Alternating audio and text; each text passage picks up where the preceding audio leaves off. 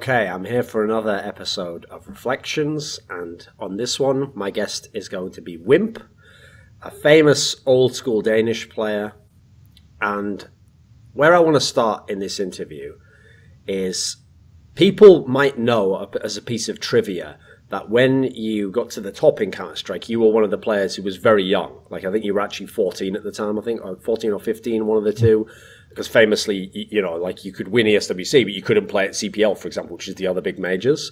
But you were playing before that. I mean, obviously, no one just goes from nothing to the absolute top. And in the Danish scene, I remember the era when you were kind of coming up was actually where there was kind of like a dip in the scene. Like they'd been very, very good a few years before, you know, at the beginning of Counter-Strike. They had some of the best teams, the best players, Spirit of Amiga, Level, etc. But this was kind of the era when it was like rebuilding and we were looking for the next stars, the next top players who obviously would be in some of your teams. And you were in teams like, I mean, I remember one was like GameReactor, I think was one of them. You were playing in someone with like Eugene and stuff, some of the guys you'd later be in Titans with. Did you really, though, was it really only like a year or something till you got to Titans and you were at the top? How was it? Was it such a quick spark? Had you been there all along in CS? Okay, now I just have to say that this is half of my year or half of my life has passed, so I might not remember everything correctly. But no, I had been on the scene for, I want to say, maybe 2 or 3 years, 2 years before GameReactor. And before that, I was just playing with some friends at the local club after school. So it wasn't like just I came out of nowhere. But I think I was a bit lucky in that sense. I got to play with GameReactor even though I was so young. So there was a bit of timing involved because I remember the in-game leader at the time in GameReactor, he didn't really want to play with me. But then one of their players decided to quit, or he was too bad or something like that. So they needed a substitute. And then I played a match for them on Cobblestone, or Cobble back then. And I think I did really good. And then it was difficult for him to just say like, okay, we will not use Jonas on the team because he didn't really have any good arguments besides my voice maybe sounded like a little girl.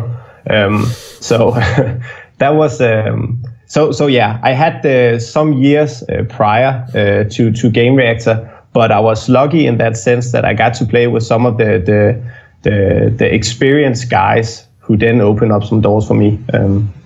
Yeah. So was that an issue then? Because nowadays people might naively think, oh, if someone came along who was 15 but they were amazing at the game, oh sure, you know, like because of PR and stuff, you know, it would be a great story if you had him on your team. You know, there's all these factors today as to why you might give them a try. It's also the fact that you could get them for cheap and then you don't have to buy him out from a team and all these factors. But back then, obviously, none of that exists. And I know, but back in the old days, every scene used to have sort of a hierarchy in it, okay, where the people who were at the top and they'd already been to the big lands and had the big placings, often they were pretty resistant, it seemed, to like the younger guys. You had to kind of prove yourself by beating them because until then, you know, you're an onliner or they'll just think, oh, you're not mature. I mean, anyone out there would think if you were just a 19-year-old and a 15-year-old wanted to play with you, you'd probably think, no, well, you know, he's going to be too young. It's going to be annoying, you know. Did you have the right personality to somehow get along with older guys at the time? Were you more of a chill guy? You were a rager?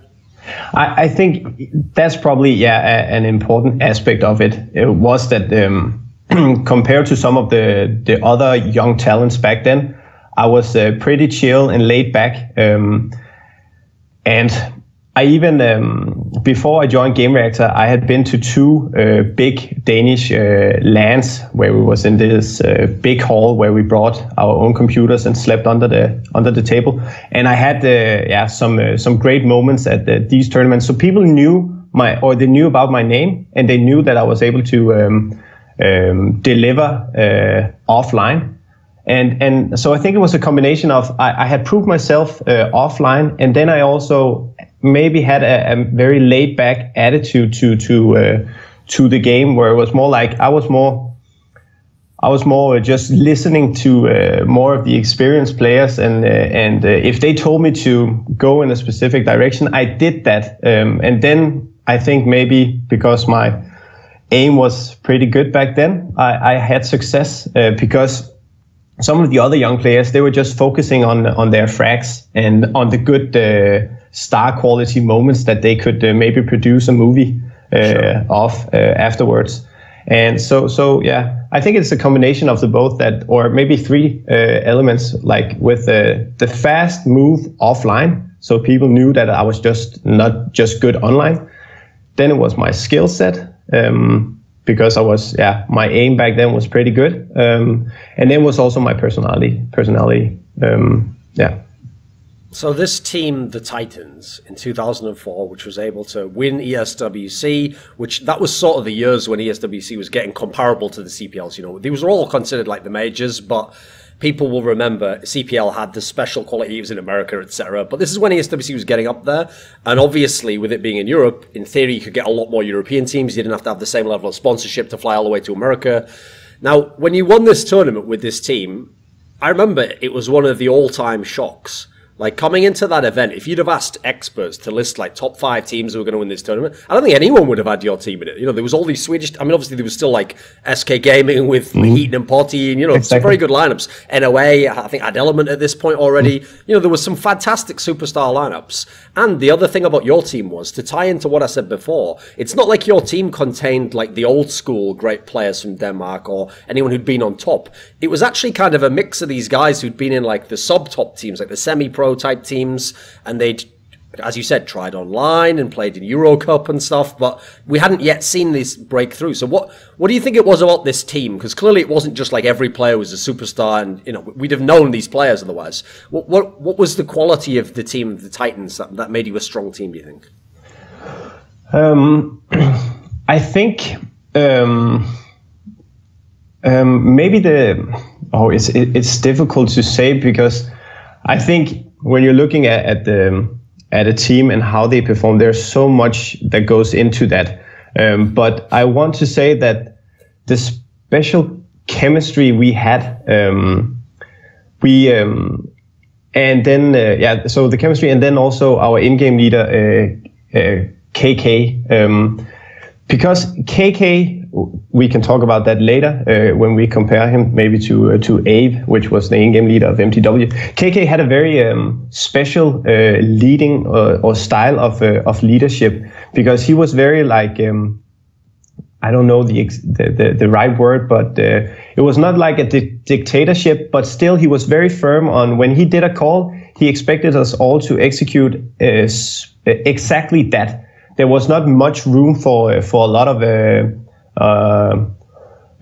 improvisation. Okay. So and then the combination of players that suited us really well, because we had me who needed the guidance because I was not that old, and we had Drali, which was he was even worse than me. He could just go on if we let him. Another young star, right? Yeah, exactly. No. I don't know if he was that young. I actually think he was not that big though. It was early in his career though. Yeah, it was exactly. So I think like we had me and Drali, who had to be held in a short leash, and then we had KK, who had a very good understanding of how to play the game, and then I think because he was also such a great upper, that just made our playing style a bit more surprising, I think, to some of our competitors. Because what I want to say is that before ESWC, we played really well. So going into the tournament, we knew that we had the potential to go far. And I know that everybody says that, but back in the days, we were able to. We played all the good teams on a regular basis. And I know that if something is in practice, that's something else than. At the tournaments, but back then it was very different, because we didn't have that many tactics or that many advanced tactics, and a lot of the other teams also relied heavily on the individual play of their players. So we had an in-game leader with the op who he was very he was willing to play aggressively with the op. So I think we surprised some of the teams at ESWC, and that was why. So when you combine the surprise effect with some consistency, because then we had a Gene and a Ras who was just really consistent, then that was a really clever cocktail, and I think that was. And then you also have to count in the fact that back then we played MR12, and I think in the final we won both pistol rounds against Spixel, the Swedish team. And we even won 13-11 or something. I think ESWC was MR15 though. I think they were like the first tournament to do that. But yeah, obviously you played an underdog team as well in the final. You played Spixel with Bullen and those guys. Yeah. But it's funny when you say all the good teams, because I went back and saw all of the teams that competed at ESWC some months ago, and I was just like, wow, I didn't even. Pretty good, right? Yeah. It's just when you saw SK with Heaton and Putty and. And Noah with or NOA with the Element, and then you had some of the American teams as well. So yeah, it was a good tournament. So okay, when you were mentioning when you were running down the different players in the team, one aspect that I think stands out actually is when you got to Eugene and Araz, you didn't say like, oh, they were like mad skilled, and they were so. That's actually something I think that I think your team was ahead of the curve on with that lineup. I mean, perhaps because you got together a bunch of players, who weren't top players, and you got to kind of make use of what you had. But in the early days of this period of time, if you do go to those teams we were just talking about, like NOA or SK Gaming, a lot of these teams did try to get pretty much as many skilled players as they could. They still kind of had that mentality, because people like Heaton and Potty had kind of made that work. They'd won a lot of championships doing it.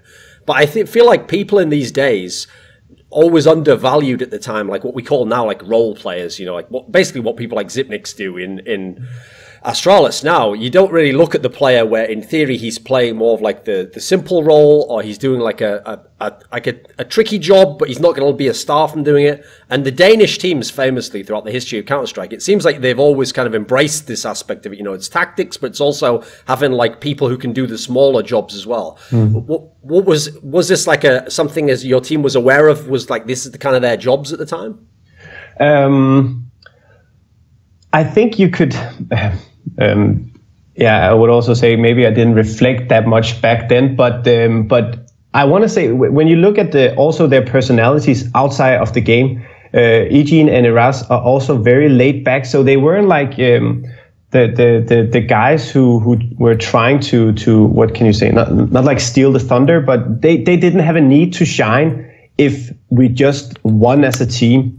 And I think when you were looking at KK, Drally, and myself, back then I had pretty decent success, and I think I even won an award for the newcomer of the year or something like that. But it didn't go to my head because I knew, okay, Counter-Strike, that's a team effort, and I know that okay, when I'm playing with Eras, for instance, on a map, he can maybe give me a flash or something like that, and then I will be able to shoot my opponents blinded, and that will give me more frags. But actually, it was the flash from Eras who did that. So I think we knew as a team that you couldn't just look at the scoreboard to figure out who was doing a great job on the team.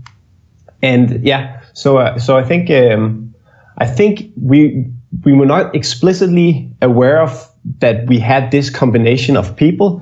But we knew that we had to succeed as a team. So we didn't have like, I have heard from some other Danish teams where they had like these big egos who just made some crazy frags and maybe won a couple of rounds on their own, but they were never really team players.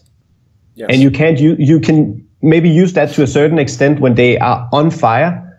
But if you want to be consistent and if you want to win more than one tournament, or maybe just more than one match, then you need a coherent team that knows that no one is stronger than the weakest link, and everybody has a role that is unique to their playing style. So even though we had, for instance, when we were playing Dust 2 and we were CT, I did a boost for KK in the middle. He was standing on top of my head so he could look up in the middle with his AWP. And it was so horrible for me because once they figured that out, the opponents, they would just smoke and flash everywhere. And I would usually die once they figured it out. So even though KK, he wanted to do it, I knew that, okay, he will maybe get one and then I will die or something like that. But that was fine because we knew that was a part of our tactic. So we could sacrifice. Okay, that sounds really like, but yeah. we knew that we had to succeed as a team and not as individuals. Sure. So, okay, when you said before, like, that there's this unique style that KK had as the in-game leader, if people only watched the game from outside, some of them might not have even known he's the in-game leader because he was the AWPer of the team. And famously, I mean, it's actually been the case throughout history, it's almost never the AWPer who's the in-game leader of a team, because the AWPer, that's like very much like kind of a tunnel vision role. You know, you're literally just watching a spot and you're waiting for someone to come out and you're thinking about yourself. It's kind of a very unique role in that sense. And so, how did he make it work then? Like, how was he able to be good as an AWPer at the same time as, you know, fit into the team and whatever the tactic was? Because if you go tactical team as well, that's another thing. I could understand if you were the in-game leader in the AWPer and you were in a very loose team, you know, it's like, right, everyone does what they want, you know. So how did he balance this out? He must have been a very unique guy, right? Yeah, he was a very unique guy, and he had a very strong belief in his own abilities and the way of playing the game. But what I want to say is back then, even though we had a couple of tactics, it wasn't that tactical. So we relied, of course, much on individual plays. It wasn't like when we were playing in NTW, we will talk about that later, I guess. Yeah. I'll just say for context, for people who are new to this whole discussion, the reason whiMp keeps saying that is because later on he plays in a team MTW, which is like took tactics to like, you know, like the next the final frontier, as if it were, you know, every tactic laid out, etc. So he's not meaning they didn't have any tactics at all. Just in the day, they still had some good tactics, right? Yeah. Thank you. No, so the playing style of the Titans and the leadership of KK, I remember it was sort of like he sent 3 guys to one bomb site, and then he went with another guy to the other bomb site, and then he was in charge of doing a lot of the peeking. So, for instance, when I talk about Dust 2, he was peeking the middle as CT in order to get information. And then when he got that information and he had to rotate, that was when he told the rest of the team what to do. And when we were playing as T, it was sort of the same thing, where he sent a couple of guys to cover one site or one area. And then he went to another area to do some peeking. So you can say that he was the initiator of a lot of the attacks and also a lot of the defensive plays that we had. And once he got the information, then he did a call, and then we just needed to act on that. So it wasn't like he was, what can you say, talking constantly. So he was able to focus on his own game, and that was probably why he had so much success as an AWPer as well. Because I totally agree, and especially if you look at the players now, the in-game leaders are usually not the ones with the most frags, but I also have to say now it's a different beast. You have to be way more tactical, especially also with the new, with the what is it called, the Molotovs and stuff like that. Yeah, exactly. And the smokes, now they work. They didn't really work. Too powerful now, if anything, mate. Yeah. Okay, so when you won this big tournament, and like you were saying, obviously at the time you were mainly known for your aims. People thought like, wow, this is the star player of the team, the breakout. The part that's depressing is you win this big major, but then 2 of the other majors in the year, at the time we had like 4, we had the ESWC, we had World IBMs, and we had the 2 American CPLs. And I think it was actually for like legal reasons or something. The CPLs used to restrict entry to people who were 16 or over. And obviously, since you were like 15, I think you were like 15 in the summer, like your birthday's in the middle, right? Yeah. So you were. I think the problem is you were like a year back or something, because at the 2 CPLs you couldn't play, and so the team brought in. I believe this is when they brought in SPX, right? Spinksy. Yes. He came in as the stand-in, and obviously he was a good player. He'd played in the Danish scene a long time, but the problem is it wasn't the Titans. Like I remember watching those games and being like when all the American teams were getting like, you know, oh, look at that team not winning SDBC. They're not that good, you know. Look, they're only placing like 6th place. I was like, that's not the real team, though, is it? Like, you haven't really played the real team. Was it depressing to just watch the team play without you? Like, how did they try and do something within the team to play a different style or anything when they didn't have you? How did they make it work? I think just one funny side note or anecdote to the whole trip to Dallas to go to CPL. Actually, we had agreed as a team that I would go to CPL just as a spectator, because I think the reason why It was something with Counter-Strike back then. You were not allowed to play if you were younger than 16. So these official tournaments had this strict policy where we couldn't do anything. But we had just won ESWC, so we had some money and we even had some sponsors back then. And we decided that, okay, even though I will not be able to play, I will go just to support the team and maybe give SPX some guidance, because he was just going to take my positions on the different maps. Ah, right. Yeah, but I think it was the day before we were, or maybe it was a couple of days before we were to set off for Dallas. I got a call from Eugene, and he told me that our manager back then had, because I think it was ESWC was very close to CPL or something like that, so we had to just buy tickets right away to go to Dallas. And our manager, he just thought that we were willing to pay any price to go to CPL, so he had actually bought business class tickets for us. And we were like, what? You're not going to spend all of our prize money on these plane tickets? So I got the call, and they said that they were not able to get all of the plane tickets for. They could not convert the tickets to economy class. Yeah, exactly. So I had to stay home, and this is actually a bit sad, because I don't really remember if I like called them to cheer on them or anything. I think I followed the matches, but I didn't really have anything to do with SPX in terms of like telling him, okay, you're playing this opponent, so maybe you should focus on this map and stuff like that. But yeah, as a team, they just replaced me with SPX, and I think that was he was not that kind of player. Yes. That must have been the most depressing thing ever. You're like 15, you just won one of the world championships, and then you have to sit at home on HLTV like every other fan, right? It was horrible. And it's just like, what is going on?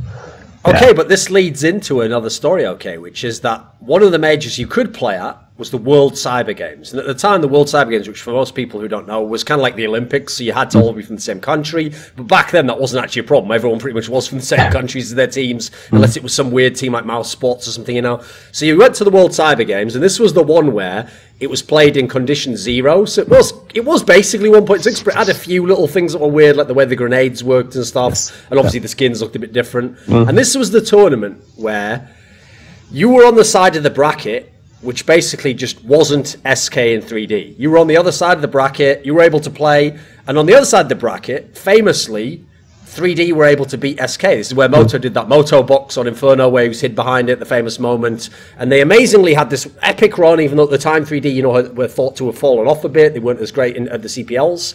So when that happened, and they got to the final, and you got to the final, I was thinking to myself, like in line with what I said before, like all those American players and teams who thought, oh, that Titans, they're all right, you know, they're 6th place at CPL. I was saying, no, wait, guys, now whiMP's back in the lineup.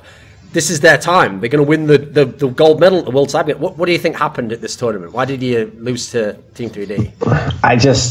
I think they were just too good at that tournament. I didn't think, or when we talked about it afterwards, I don't remember us being like, oh, we should have done this differently, and we were very angry with the result. I think we just acknowledged that they were just better at the time, and maybe now it's my memory is a bit tricky, but I don't remember the timing. If we we went to ESWC, then they changed me or substituted SPX in instead of me. Then they did CPL, and then we maybe had a couple of weeks or something off. And then we had to get back into the groove, and I think that maybe also have played in. But I don't remember it being like we were just really upset with the results, because I think they were playing really good at that tournament. But then also we were playing condition 0, and there was also another aspect, and that ties back to the CPL issue with the age. We were actually playing with green blood, so when you made a headshot, you could see green blood on the wall instead of red. So you didn't really notice if you, for instance, in gun rounds, if you made a headshot. So it was hard to make out on the wall. Yeah, exactly. Because and if there were no wall, then it was just you didn't really notice it. So that was also some funny thing the Americans did back then. Okay, so this to me is an obvious question, and I've wondered it for a long time. So 2004, even with not having you at the CPLs, 6th place is still not bad for not having your star player, you know. So at the 4 majors, some decent results, some very good ones at ESWC and World Cyber Games, some decent ones at CPLs. The next year comes around, 2005, and for some reason, whiMp, this team just breaks up. And you eventually you went and joined the SK team, sure, but why doesn't this team just stay together? It's all these young talents, young players. A bunch of the players, obviously, is another aspect, never really did go to the top again, you know. Some of them did kind of drift away from some of these players we're talking about. A couple maybe made it a couple more years, but why do you think that team didn't stick together? It seems like you had a good bond. Yeah, we had a good bond, but and I think we just we also have to think about back in the day. It wasn't like we were. No, back in the day, I think when we were playing at the Titans, we didn't even get any salary. So when some of the older players, they thought about, or I think Eras, I don't remember how old he is, but I think he was maybe 6 or 7 years older than me at the time. So he was just ready to move on. We had a good run, and he had been playing Counter-Strike for a very long time. So he was just feeling tired with the game. And then I think that sort of just got that affected the mood of the whole team. And then I had just transitioned into high school, and I found out that there's some other aspects of life that I really that I also enjoy and I wanna focus on. So I think it was a combination of back then the scene was not that mature, and we didn't really have that many options in terms of sponsorships and salaries and all of that. And then everything sort of just drifted apart. It's just it's not a very good answer, but I think that was just the case back then. There was not really like. We had to pay to go to all of the tournaments out of our own pockets, and so it's just difficult for some of the older guys to balance like what it took to perform on this level was a lot of hours in front of the computer, and when you had a daytime job, then it was difficult. It was easy for me because I was just in elementary school and I didn't have a job, so. But to some of the older guys, I think that was sort of what broke their spirit in the end, that it was too tough to keep going. Okay. So in this year, after Titans breaks up, there was a period where SK Gaming had a Danish team. And the storyline for that's a weird one, because what happened was, obviously, famously, they had the Swedish team, they had Heat and they had Potty, but at the end of 2004, they'd gone and they'd formed NIP, and they tried to make, at the time, a super team, and they'd got all these Swedish talents. And in kind of like the vacuum, where there was no obvious team that SK could pick up, they'd picked up this Danish team, and you kind of joined a little bit later. I think you weren't initially on the first lineup. And when you joined in, I remember, obviously, if you represent SK, you've got a legacy of they always win the tournament pretty much. So the first couple of tournaments were a bit ropey. I remember there was this CPL Spain one where I think you might have come last place or something really terrible, you know. And so again, we went into ESWC.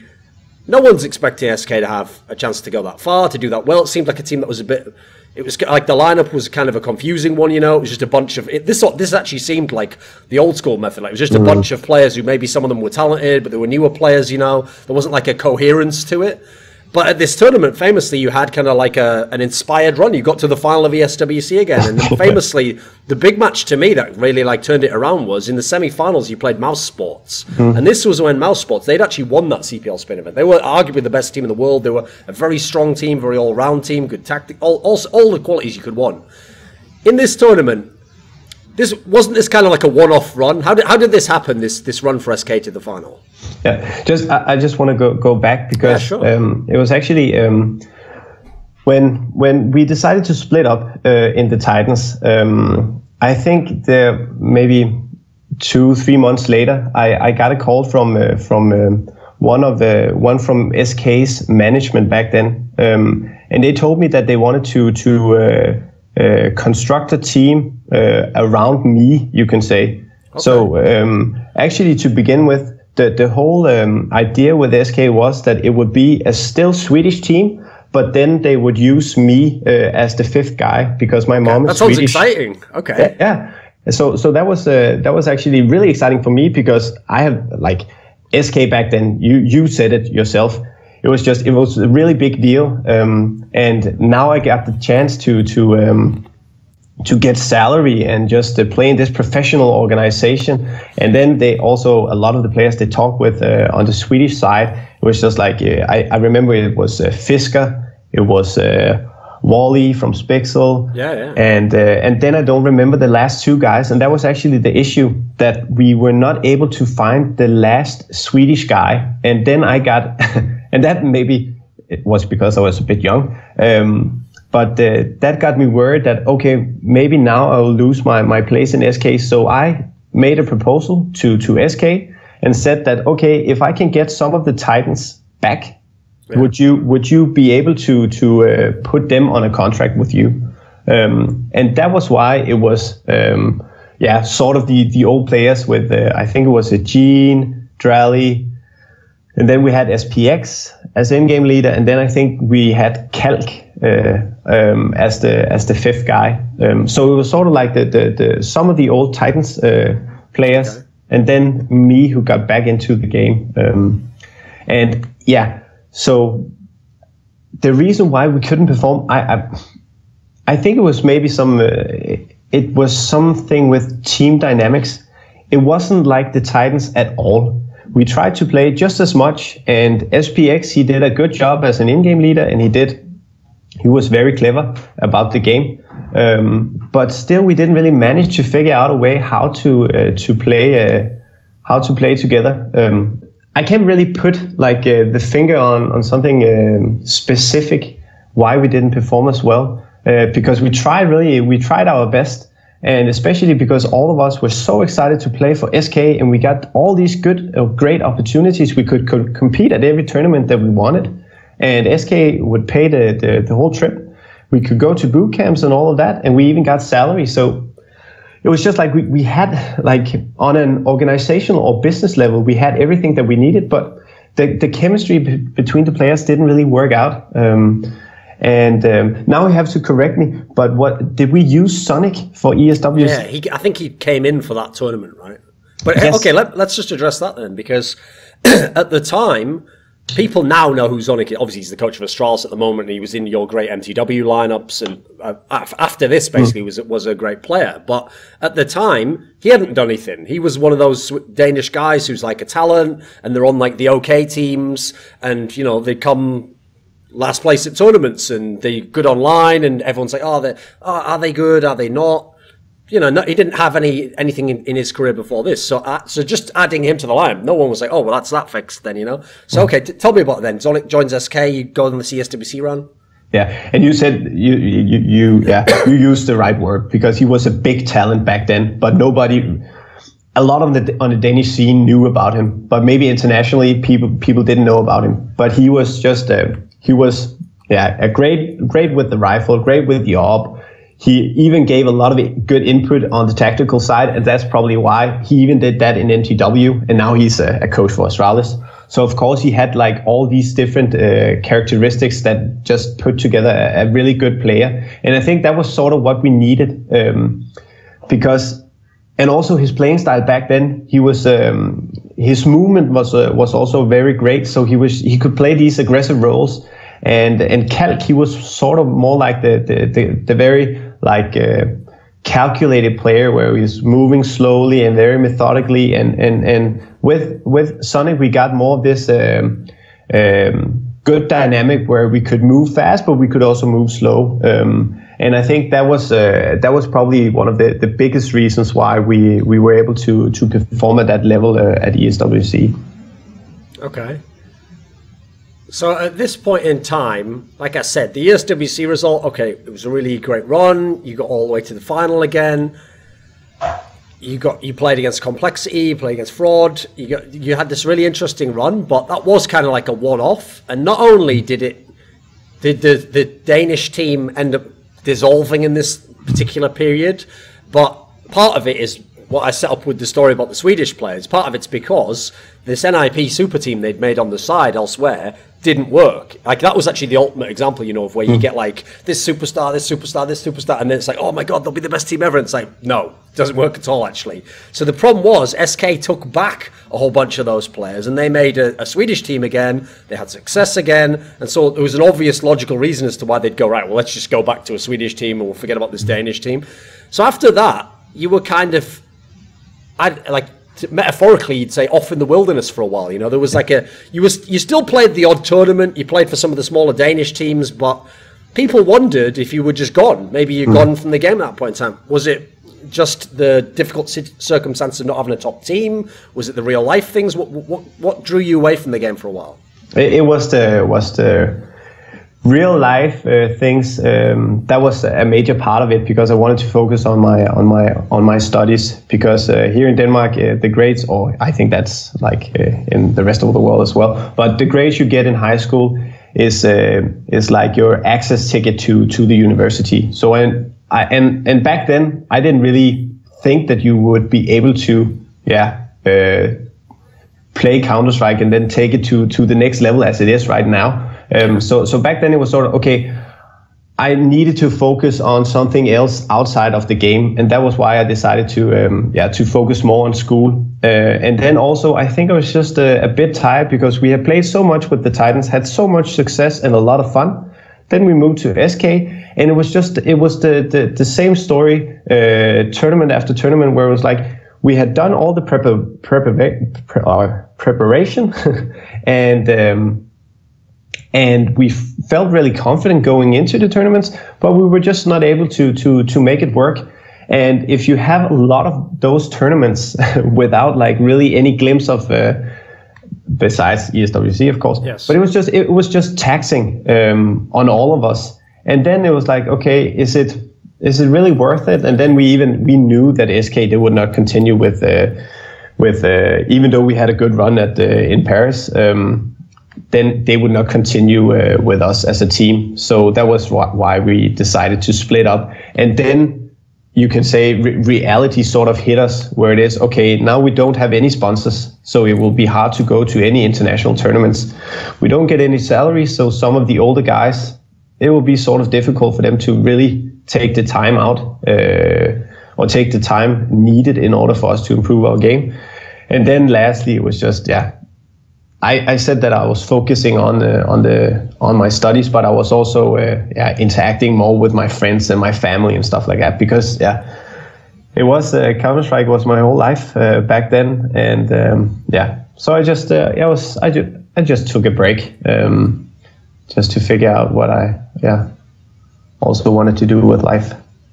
So one of the moments where we saw you back again was when you were in this H2K team, which was you reunited with KK, and then there was some newer players as well. There was like Zone, who I think he'd actually like stood in for the SK lineup at some point in time, right, at some. Yeah. And then you had some of the newer players, Morfar, etc. So this was the tournament where it's 2007, and it was the first ever Intel Extreme Masters. And people will know now IEM's a big brand, but at the time they were just beginning, you know. And in fact, at that point in time, it was only a European tournament. There weren't like, you know, the Americans and the Asian teams like we had in later years. And at this tournament, if you remember the time period, since it's 2007, you know, the top teams at this point in time are like Pentagram, Neo's team, etc. Obviously, FNATIC, Forest, Khan, fantastic players there.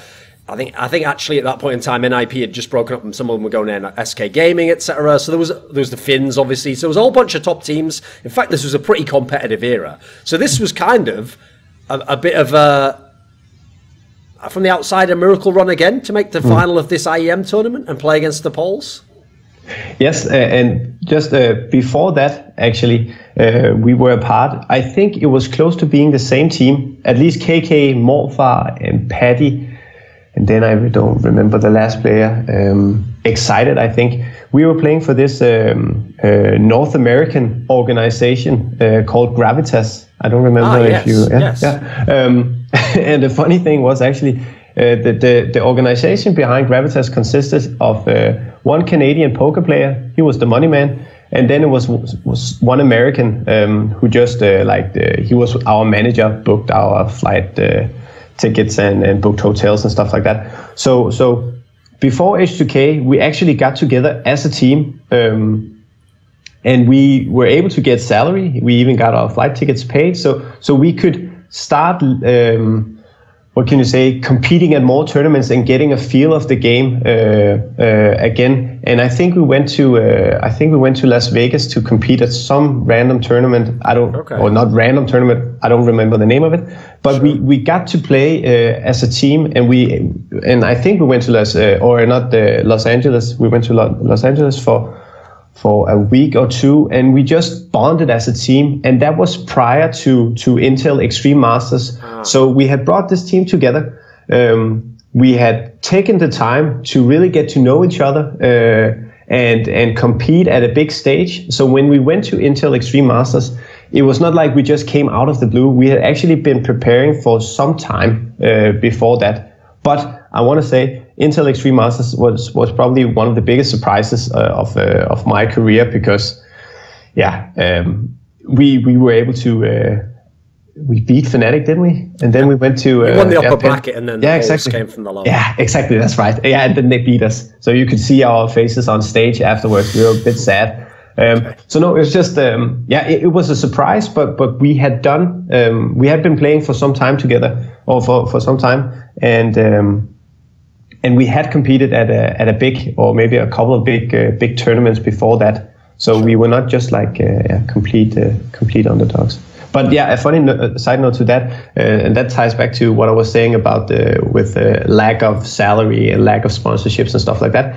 The money we won from Intel Extreme Masters, actually, they were paid out to our manager from the Netherlands, Jack, and I don't want to say his last name, and he took all of our money. So the prize money we won back then, we didn't get it. And when we will talk about mTw, there's another story about stuff like that. But it was just like the scene back then, it was just hard to keep the motivation going, because it was difficult to get like all the cool sponsorships. You had like these famous organizations that could make it work, but then all the other, like when you were outside top 5 maybe, then it was just like people were really struggling to to get the money together to go to the big tournaments. And then also with older players, it was just difficult to find the time. Since you were one of the few connecting factors between like the Titans, which was a very good team legitimately, and then these other years where like you'd have like the one-off run where the team would go really deep in the tournament further than expected, in a way it actually helped kind of like build the mythos around you as a player, because people thought, oh right, he must just be, you know, like a one-off talent, some special player. At the time, when you're playing for different lineups, and even though, like you're saying, these are like real teams that you're trying to make work, you're doing the preparation, you're getting the lineup together, but you're having to move from team to team. Did it change your perspective on what being a pro was like? Because I mean, it's very different. Like I've always thought that some of the Swedish players didn't realize how lucky they were. Like if you were someone like a Forrest and you really could just stay in FNATIC for like 5 years, or later be an NIP for 4 or 5 years, that's like gives you kind of peace of mind. You know, they'll build the team around you. You know, it's a different perspective. Just what was the question one more time?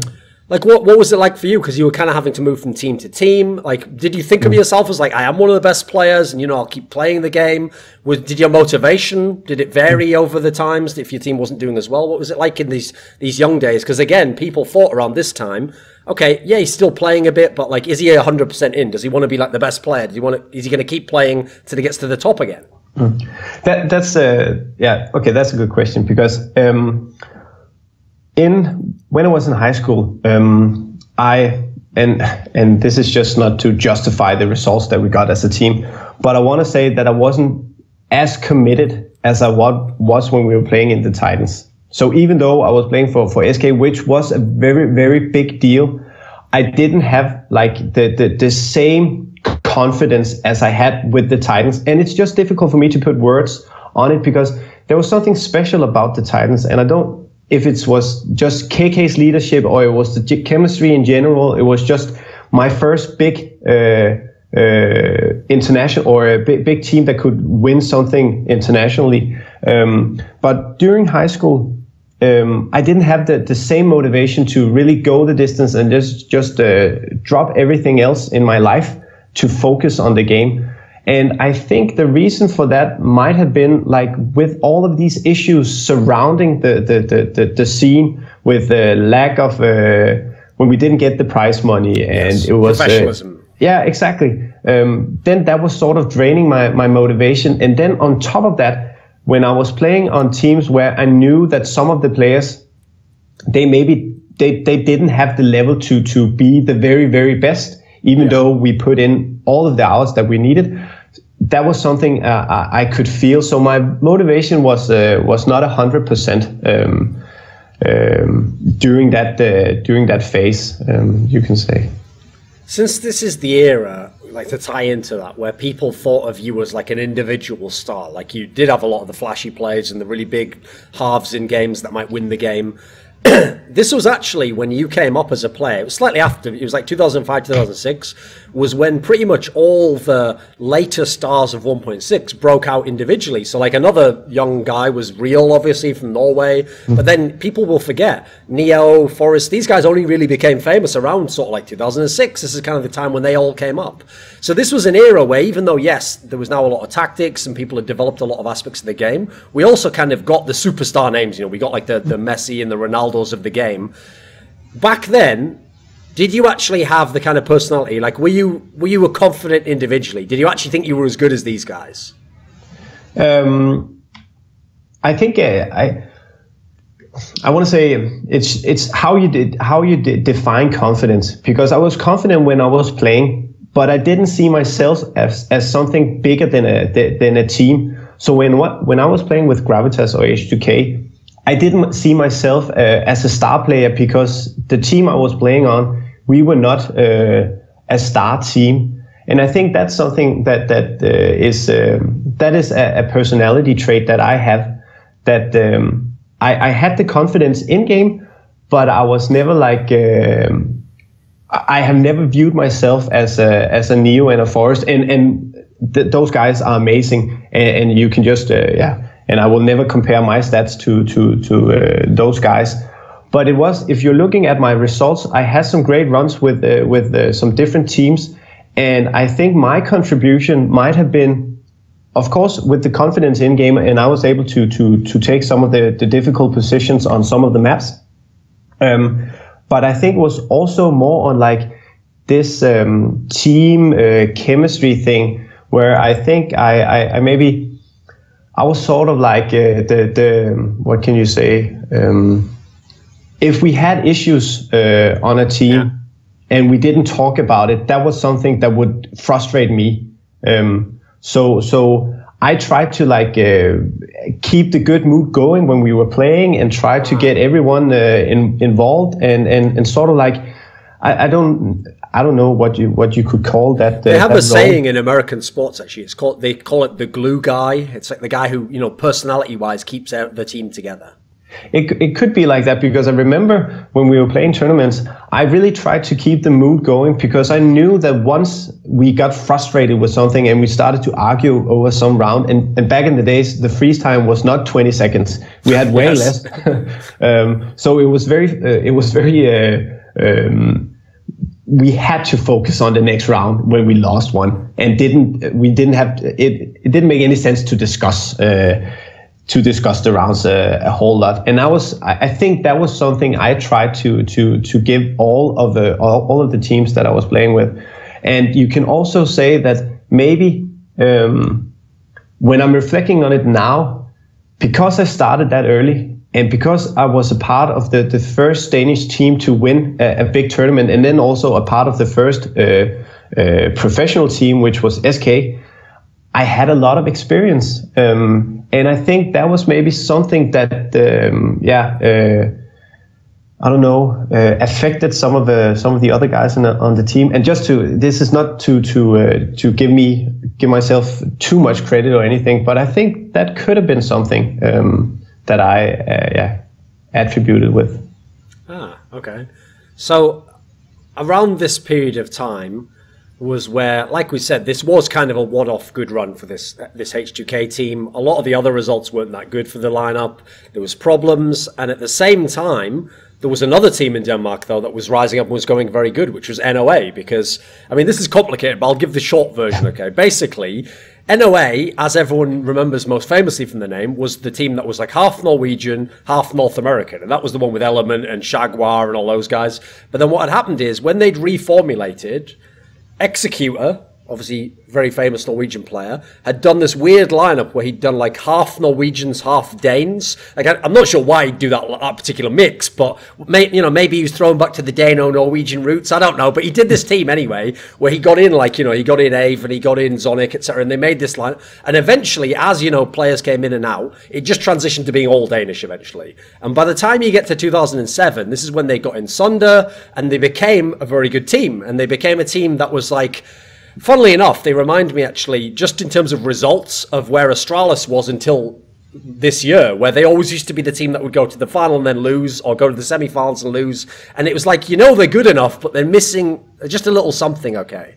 And so 2008 comes along, and they recruit whiMp. And actually, this was a big move at the time, because it wasn't like they just had a bad player and they kicked him out. They did a very drastic move, actually. What they did was, their player called HPX, who was the AWPer of the team, and he was actually one of the best players in the team, he left, you came in, and famously, one of the things that, Ave has said it since then, led to the success, was it was one of those weird scenarios where it's not just like minus this player plus this player, like an equation. It's like when you came into the team, they shifted a whole bunch of the roles around in the team, and then that's what made like the whole team a lot better, So when you got the chance to join MTW, what was the route in? I know you'd played with people like Zonic before.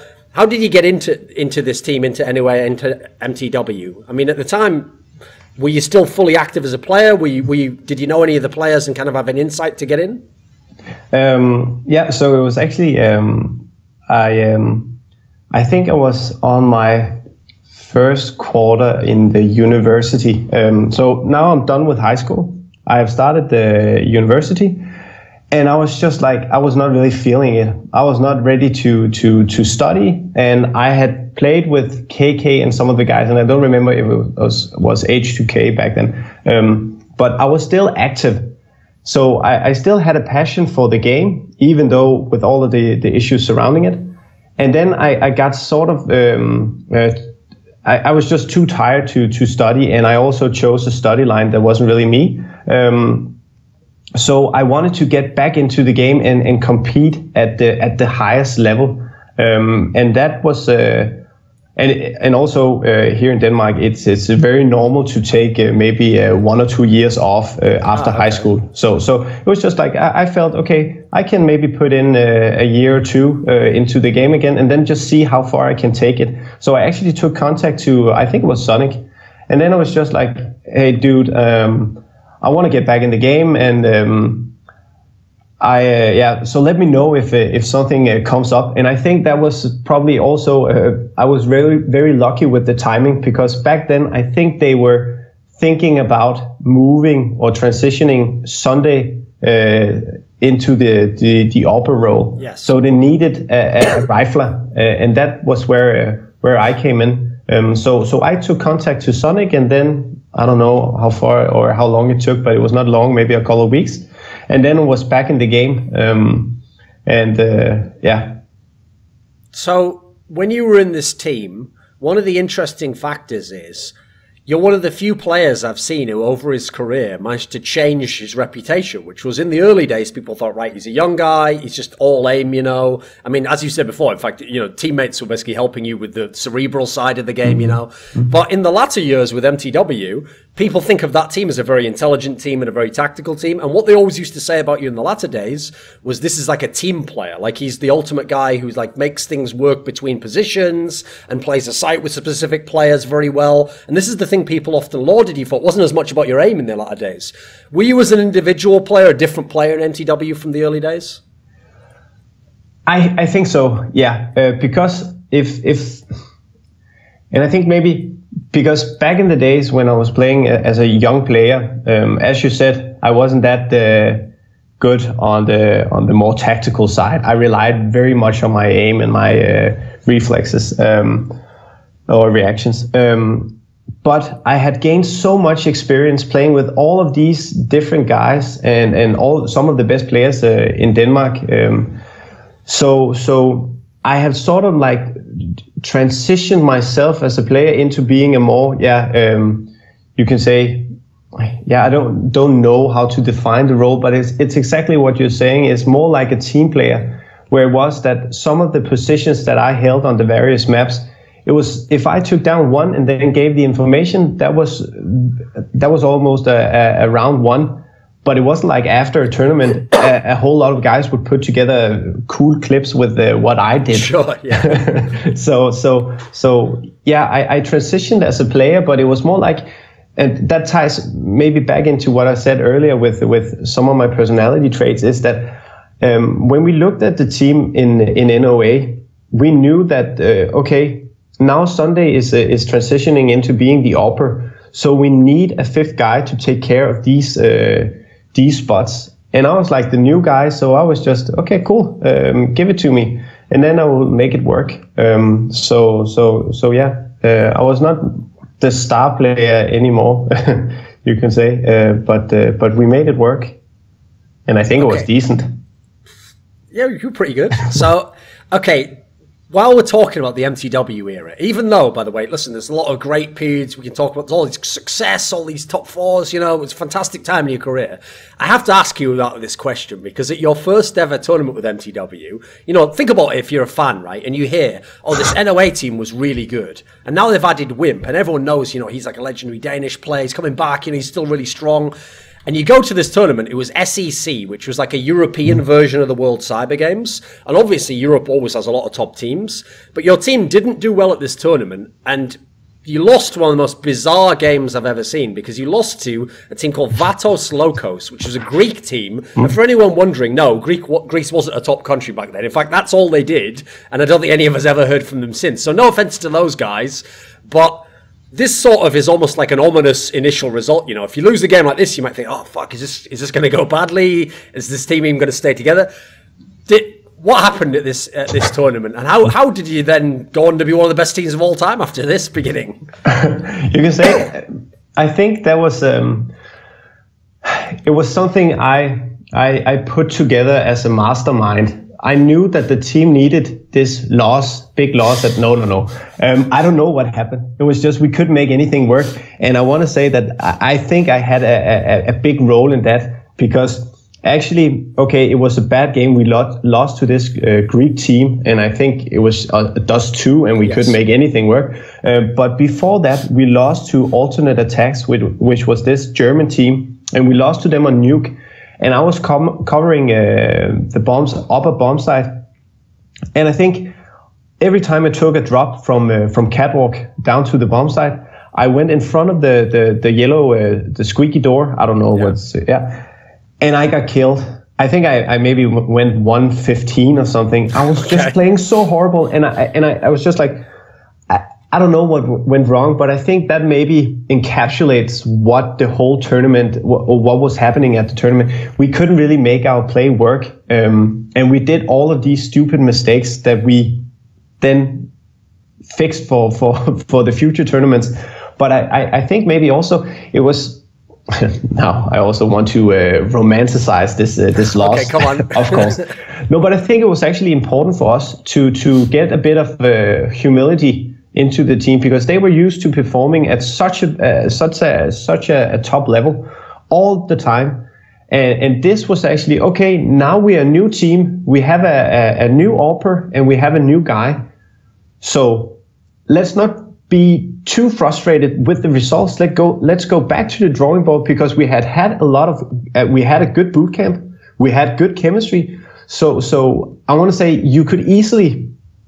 Back in the days, we can also talk about stability on the various teams, because if you had a result like that, changes would occur, I would say. Yeah. It was hard for the teams to stick together, but I never, or maybe they did it behind my back, I don't know, but I don't think we even had the discussion about splitting up, because we knew we were on a path to something greater. So even though it was our first tournament and we did horrible, and I had a big part of the reason, we were never talking about, okay, maybe we should decide to do something drastically different. It was more like, okay, let's go to back to the drawing board. Do we believe in our plan? And then, we did so. And that was, then you could see the results just getting better and better. And then we had a very good season.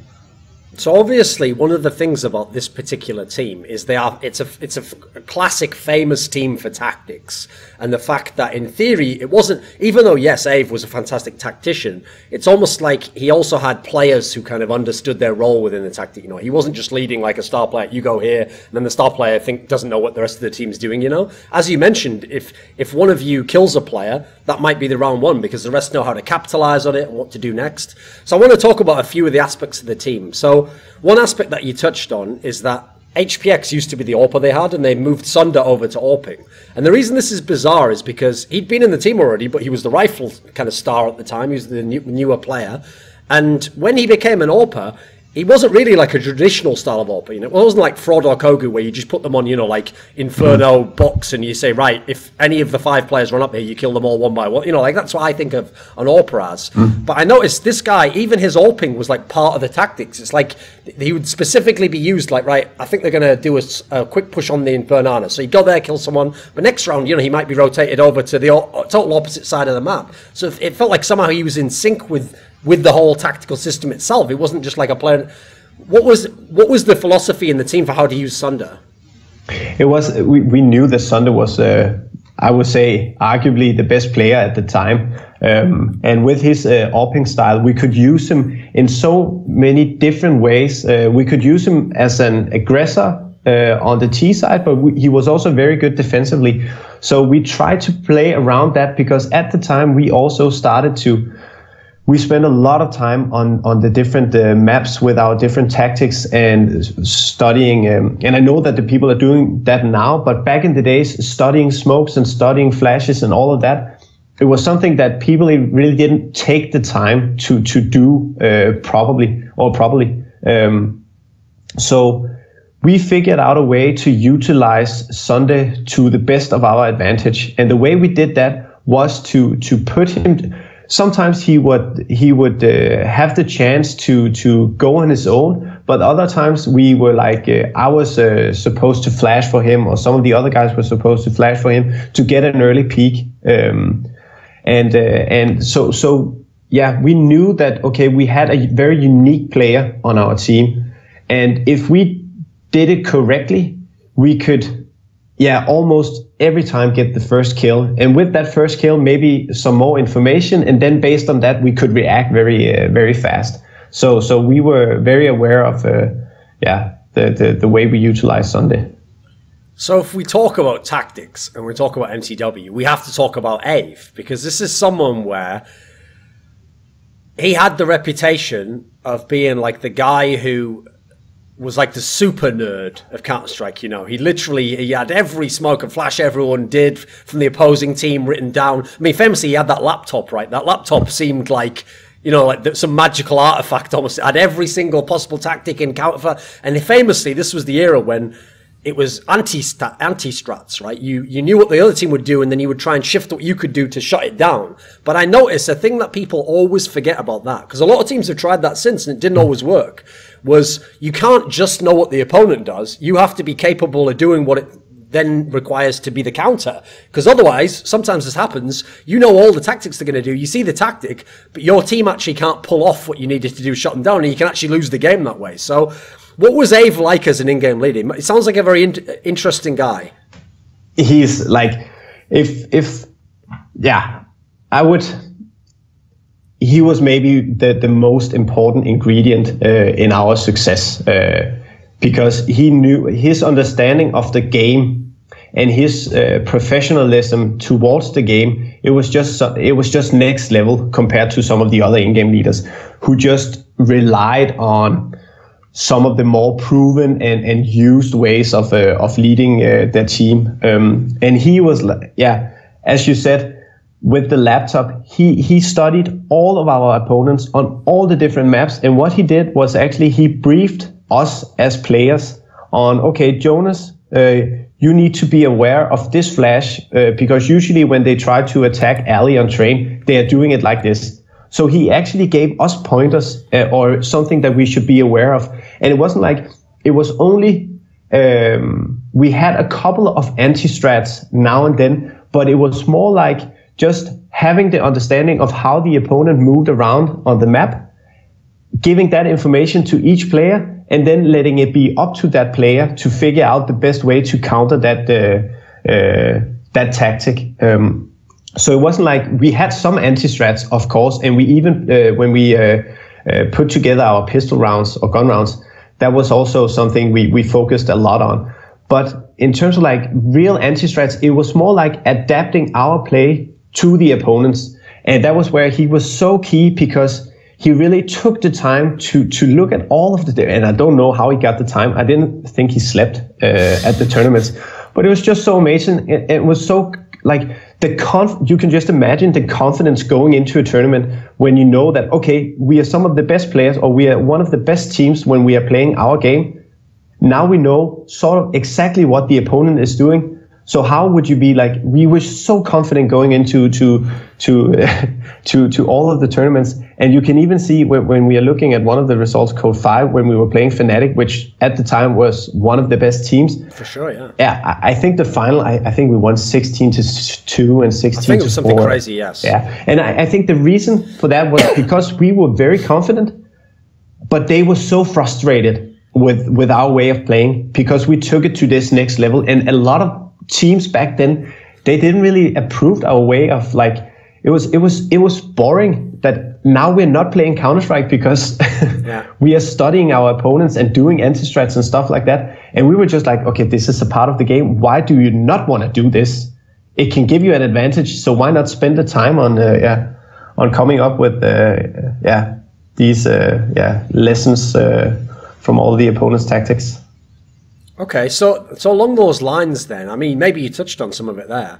Even though, obviously, your team won many tournaments this year, and we'll certainly talk about that, one of the things that I think made this a great lineup in CS history was that the tournaments you didn't win, you still nearly always were like top 4 or making the final. So actually, the consistency is the craziest part about this lineup to me. And I remember I once went back when I was like doing some research about Ave for an interview I did with him, and when I actually looked, like, there was some ridiculous streak where, like, even if you didn't win the tournament, you still nearly always, like, would get, like, 12 rounds in every map, and you would always make a certain period in the tournament. And so the level of consistency was actually kind of crazy.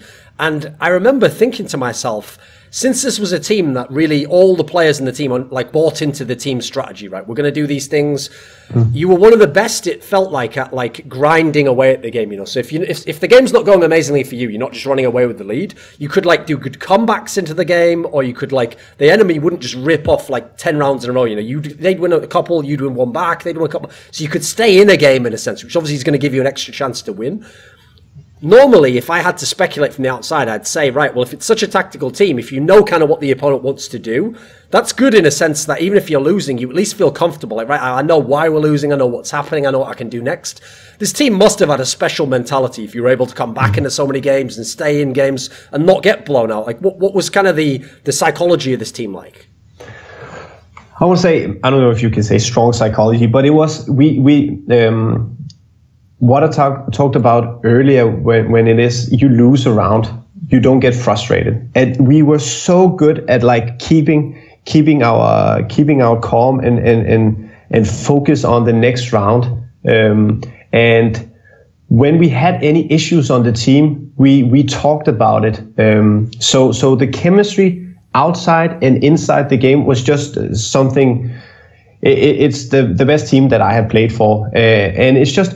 We did so many things right in terms of like creating this special bond, because all the tournaments, we did a long boot camp beforehand where it was just the 5 guys getting together, and then I don't know if it's called the Paradise Hotel, a reality show. Is that something you? I haven't heard of it. I believe you. Okay. Yeah. Okay. But it was just this Danish reality show. So every night when we were done with our practice, we sat together, and then we just enjoyed being together. And we even went to the gym, or we went outside to play some ball. And it was just like we did a lot of stuff to really like get to know each other on another level instead of just knowing each other as players.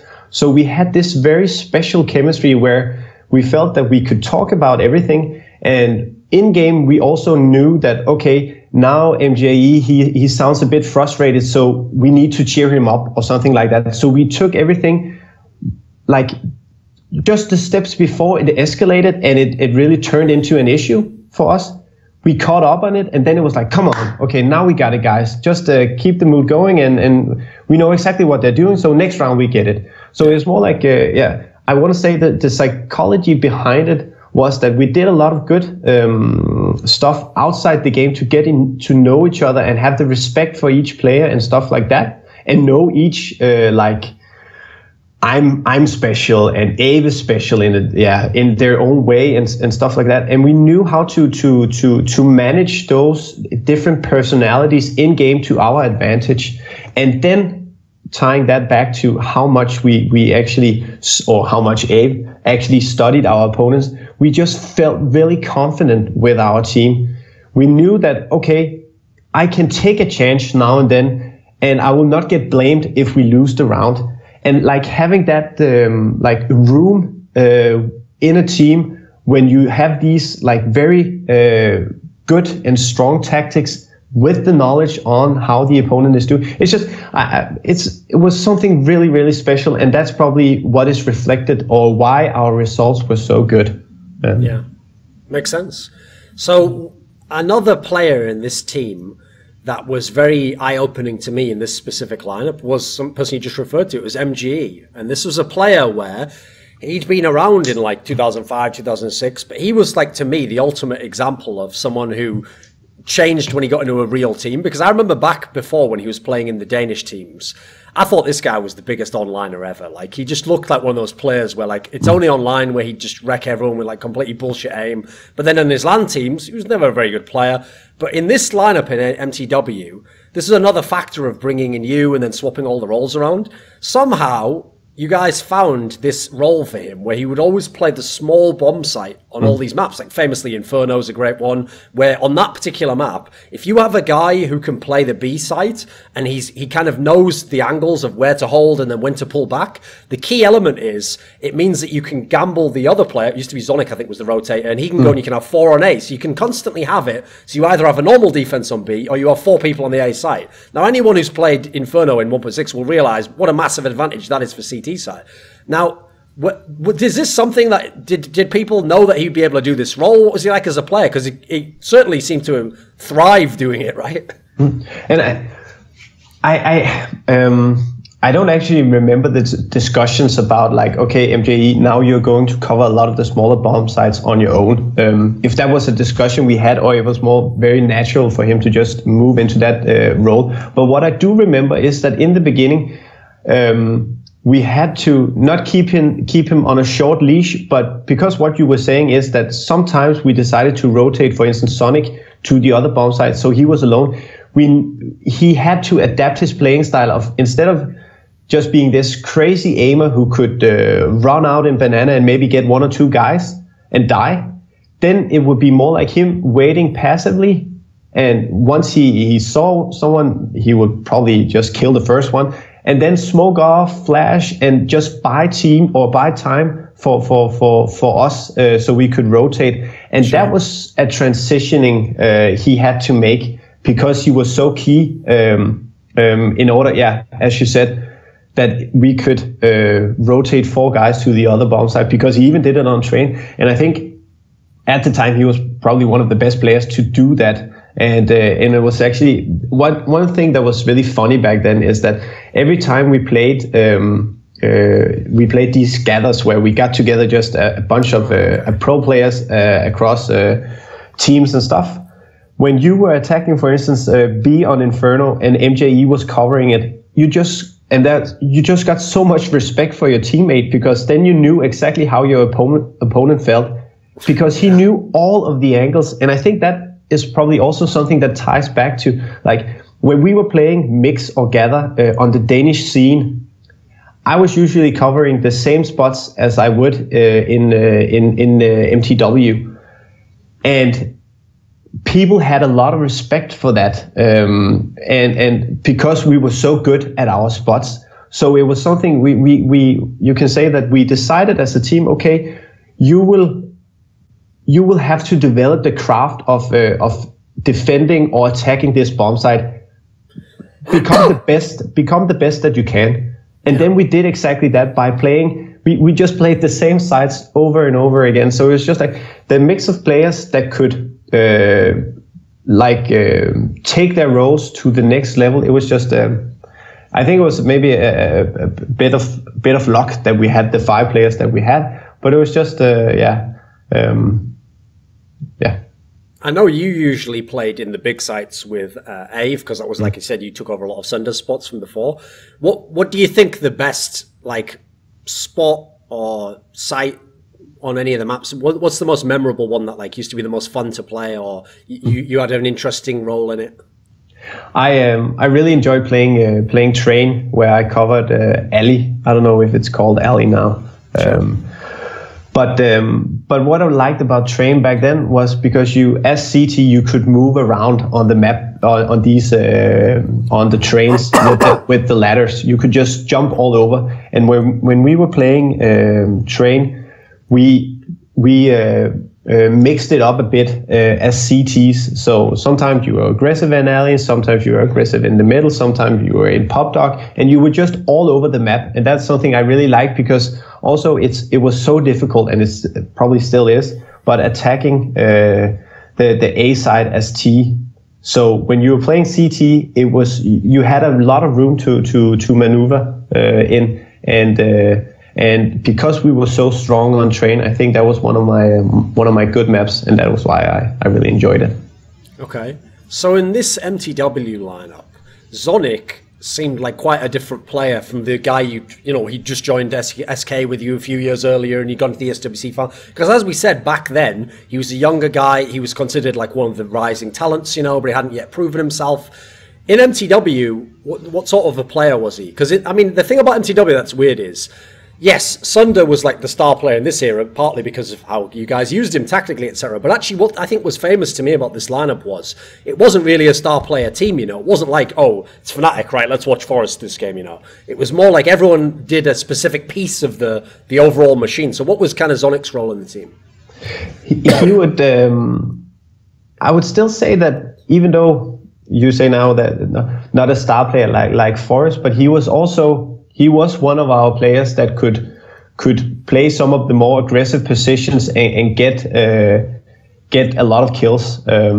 So he could play aggressively, but I think his role on a lot of the maps was more like the rotating guy. And that is also something, when I was talking about Abe being like the mastermind behind all of our tactics and doing the studying of all our opponents, Sonic was also very much a part of that, because his understanding of the game on the tactical side was also something that was very useful for us as a team.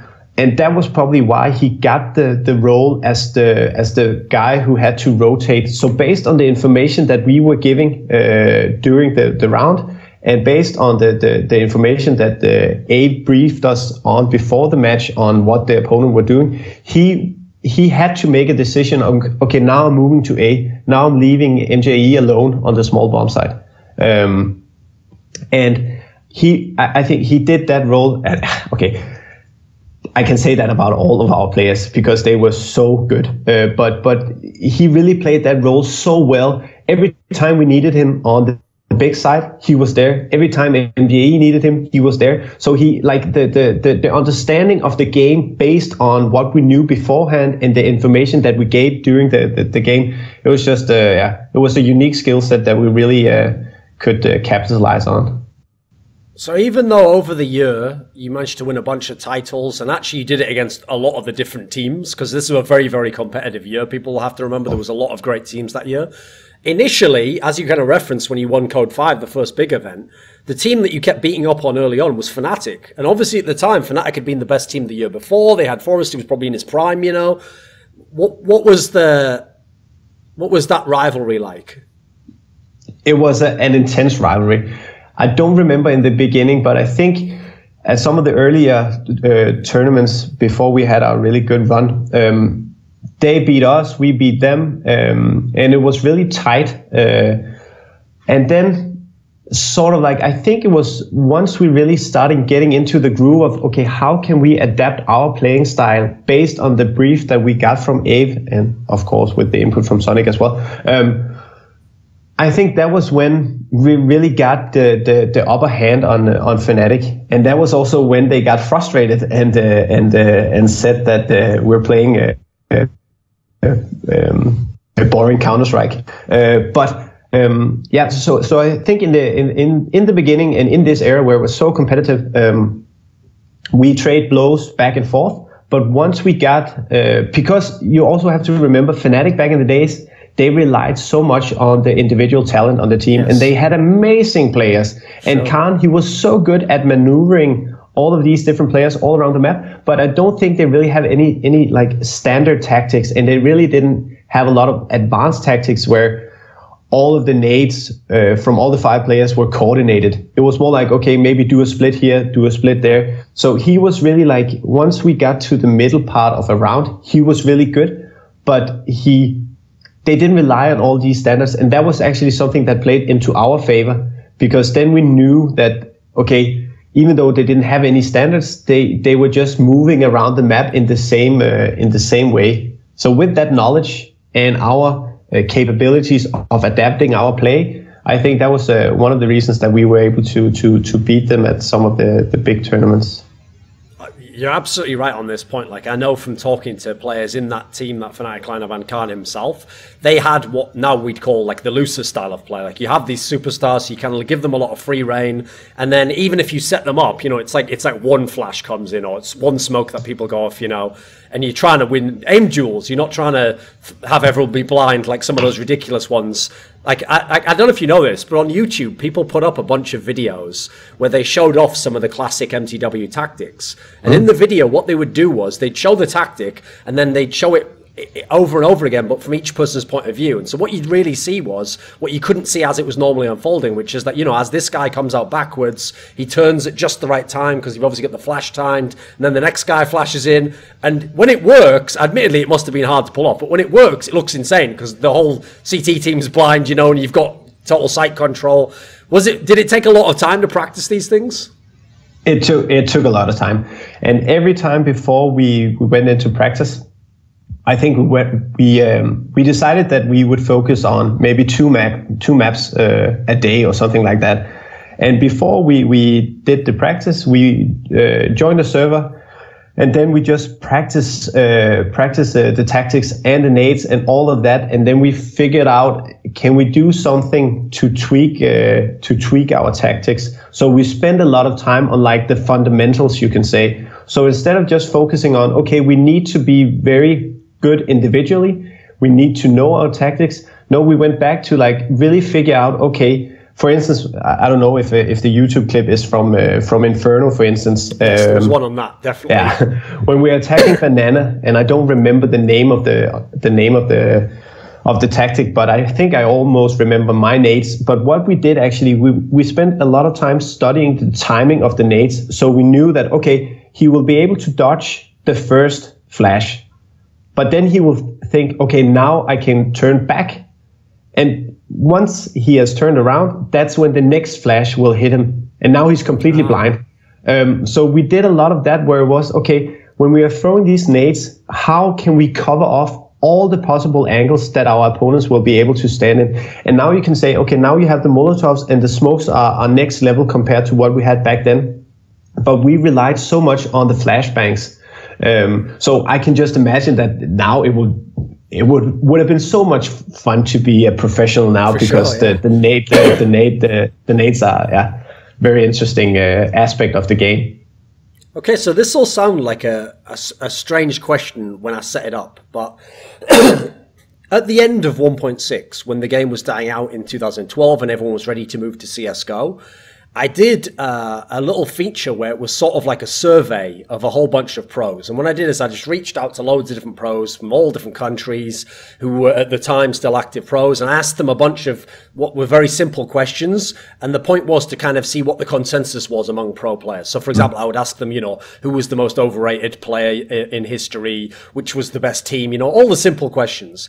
And interestingly enough, okay, when I asked every player who was the best player in CS 1.6, because this is at the end of 1.6, it was pretty much like, unless someone, except for the ones who just gave stupid answers, like, oh, it was me or something, except for those guys, and some of them were just, some people are that confident, they really believed it was them, but if I told you the names, it definitely wasn't them. But aside from those guys, it was pretty much almost a 50-50 split for that answer as to whether they said Neo or they said Forest, because I mean, if you think about people's careers, like famously, Forrest used to be called like the SK killer, he always used to kill the other Swedish teams. I can understand why, Valle and Robban, they all thought Forrest was the best player because they were used to getting destroyed by this guy. But here's the interesting part, okay, is that when I came to the Danish players and when I came to like Zonic and Ave and, these players who were in these mTw teams, all of them said Neo. And the logic seemingly was that whenever you played against FNATIC, yes, Forrest was clearly one of the best players in the world, but it's not that you can just shut him down, because I have a theory that if someone's a superstar, you can't really totally shut them down. Like, they're so good, they'll always be able to do something. But in theory, you could contain him a little bit, or you could at least play against him and figure out what to do. But the theory supposedly went, and this is why it seemed like the mTw players had extra respect for Neo, that like, in some ways he was kind of unstoppable. What's your take on this one here? Do you have a thought? Yeah, I have a thought, but I also want, just one quick comment. I think you also, I don't remember, or I don't know if it was, if you had talked to all of the mTw players, but if you think about the NOAA or NOA team before I joined, they lost to Pentagram, or I don't know if it was MIM or what. But they lost to Neo and his team, like at all the big tournaments. Yes. So I think that probably ties into that. And then if you combine that with the fact that we were able to shut down FNATIC in the end of our career as well, I can imagine that the psychology behind it is that, okay, Forrest is a good player, but we have had so much success against his team. But we remember when the Poles just beat us senselessly at all the tournaments. But what I want to say, my perspective is that the Neo was probably, or is probably one of the smarter players out there, but he also had that crazy aim and the calm, like, I don't know exactly how to frame it, but it's just, when you look at Forrest, he can be so aggressive and he can just like demolish a bomb site and it goes so fast. But Neo's way of playing was way more like methodically and just really like very skill based. He was moving slowly around the corners and knew exactly what to do. And I think Forrest, without taking anything away from him, because he's a very, very good player, and I'm so impressed that he's still playing. But it was more like if one piece of the puzzle didn't fit, he would not be able to have that dream round that everybody is putting into a frag movie.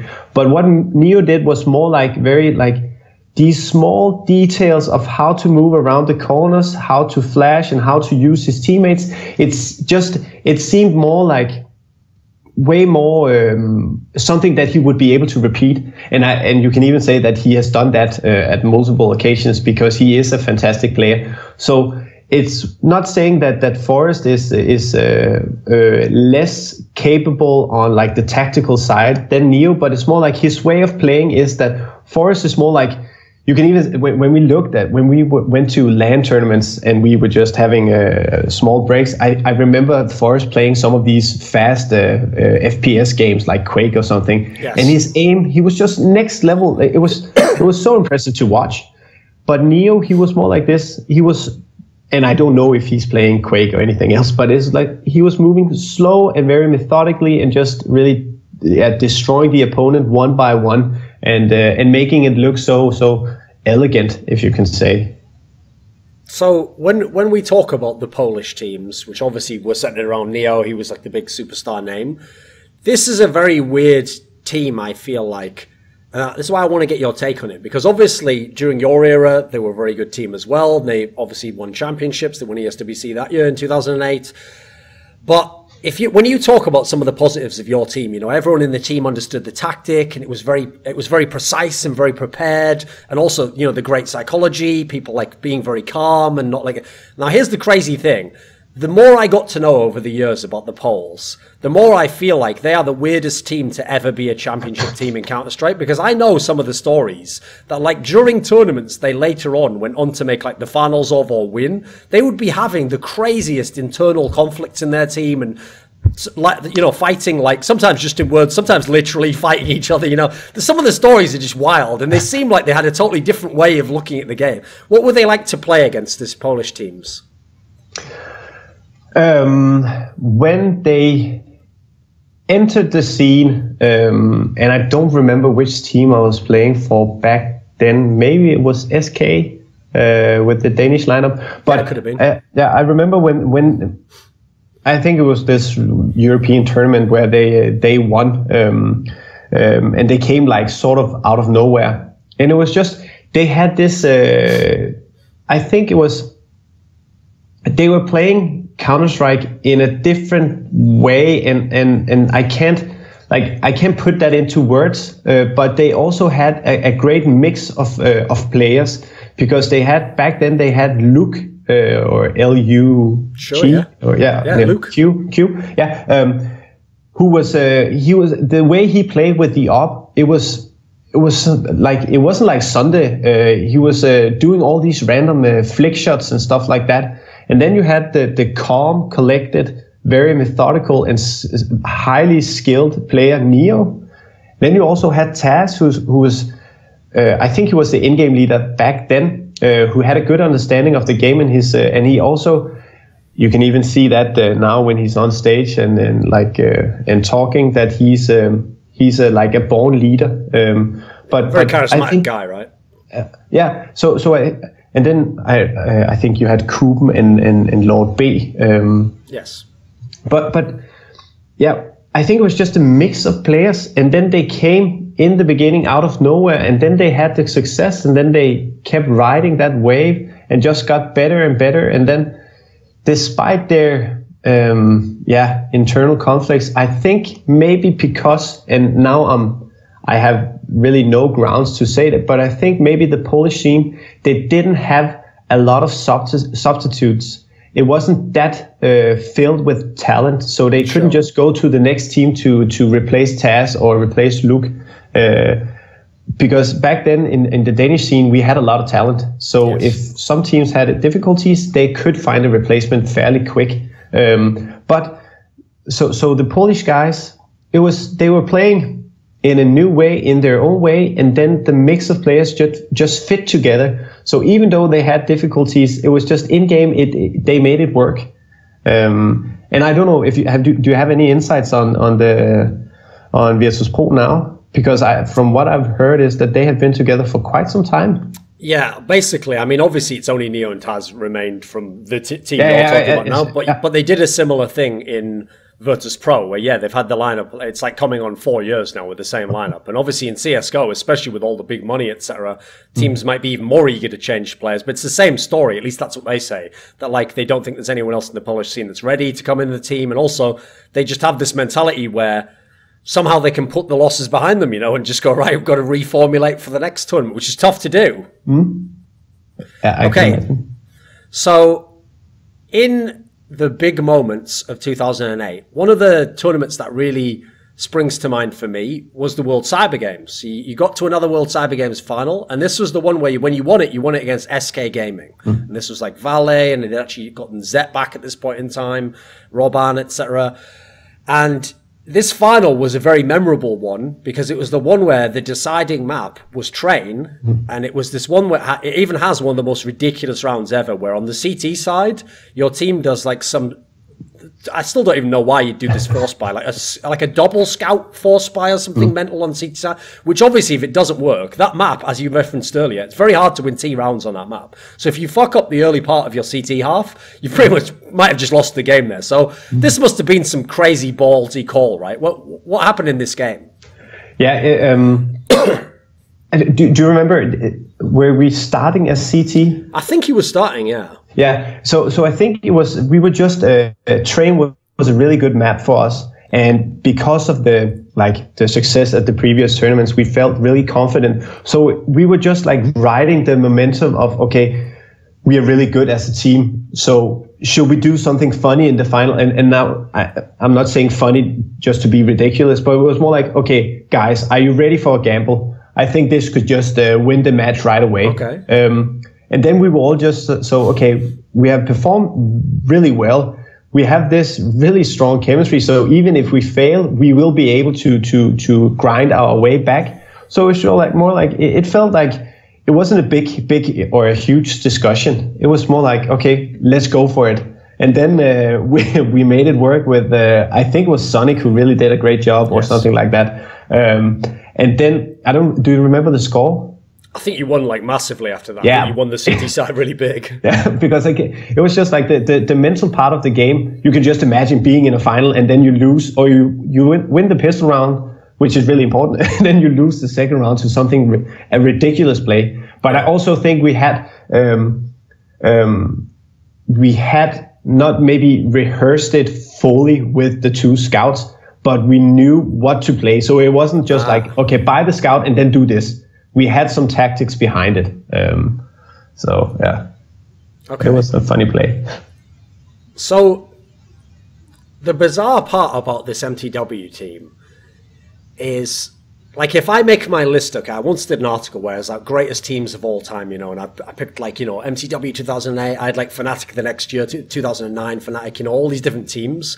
When I'm ranking them all, usually what makes that article like a great conversation piece is usually none of those teams played each other. So everyone can always argue whoever their favorite is. So even though I might pick MTW because I like the tactics and how competitive it was, bizarre part is you did play FNATIC 2009 the next year, you played them a lot, and they actually beat you a lot because they had this different lineup where they went like totally skill based. You know, they brought Get Right and Gogs in, and the next year you didn't just, once results went badly, go, right, let's cut players, let's change lineup. You stuck with the lineup for most of the year. You know, you give it a really good chance the next year because you had all the success the year before. You still had some pretty decent results. You know, you were still like a consistent team, but the championships didn't come anymore. So what was the difficulty of playing against the next era of FNATIC? This one where it was like kind of an experimental lineup, you know, because classically they used to get players, they used to always say they used to recruit players who socially fit their team, whereas now, like Get Right and Gooks, they're very young players, like totally different philosophy. What was tough about FNATIC 2009?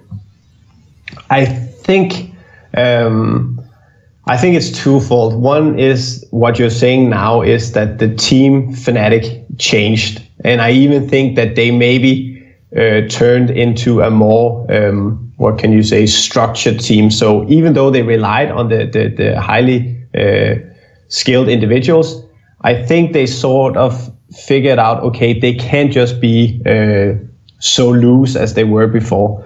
And then I think we also, and now my timing might be off, but it could also be in the phase where we sort of lost the motivation to keep going or keep playing on the same level. Because what is also worth to mention in terms of that is that even though we won Code 5, we never saw the prize money. It didn't get paid out. Yes. And even though we are playing for a professional organization, MTW, and I don't know if they still exist, but this is tying back to the old owners of MTW. We had difficulties getting salaries paid and stuff like that. So it was still like, we got back, or in a way had been together. Then they transitioned to MTW. I had a chance to join, and I was like, okay, now this has to be like moving in the right direction. Now it's more professional. The tournaments are bigger. The competition is more fierce, and everything is just moving in the right direction.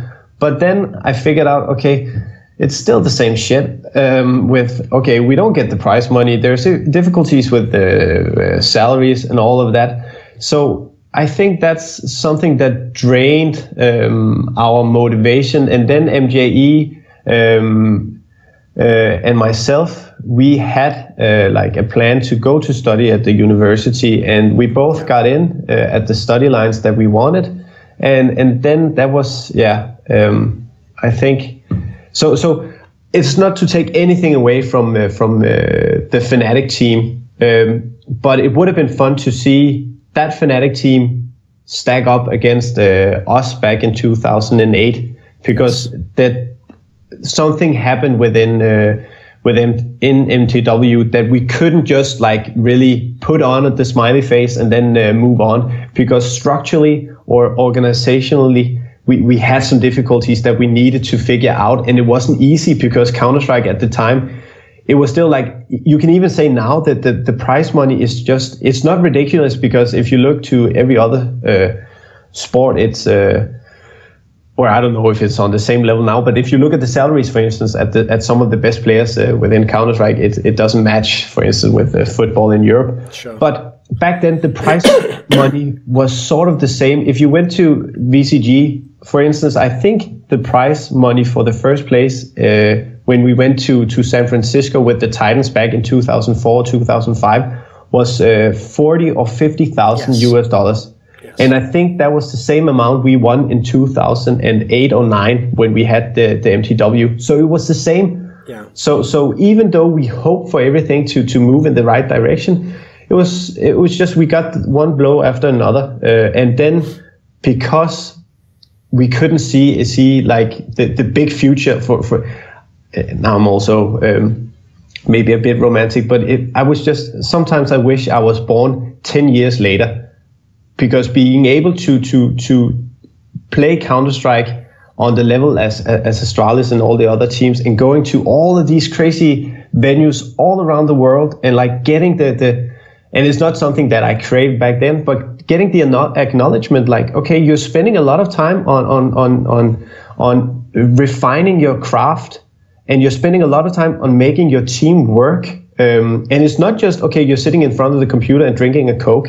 No, this is something that actually takes a very unique skill set, and it's something you have to work a lot on. And back then, when I talked to my friends and my family, it was all like, okay, when are you done with this computer gig? Because it can't move, it can't grow any bigger. They thought it was like a phase in your life and you're just going to move on. Exactly. And because it was like, it didn't really propose, we didn't see like, okay, now these new investors are coming in and they will host these tournaments. Like, for instance, in Denmark, you have this, you have Refresh, which is an amazing company. And I think they are going to do a lot of great for the scene. But we didn't have that back then, so we sort of just lost the motivation, and then we had something outside the Counter-Strike that we needed to focus on, and that was something. So now I just hijacked the question completely, because FNATIC was a really good team, and with their new players, Get Right and Cooks, they were awesome. So but I can't. I don't think didn't feel like you battled against them fairly. No, we didn't discuss like, okay, how should we attack them? It's so frustrating that it's we're losing to FNATIC now.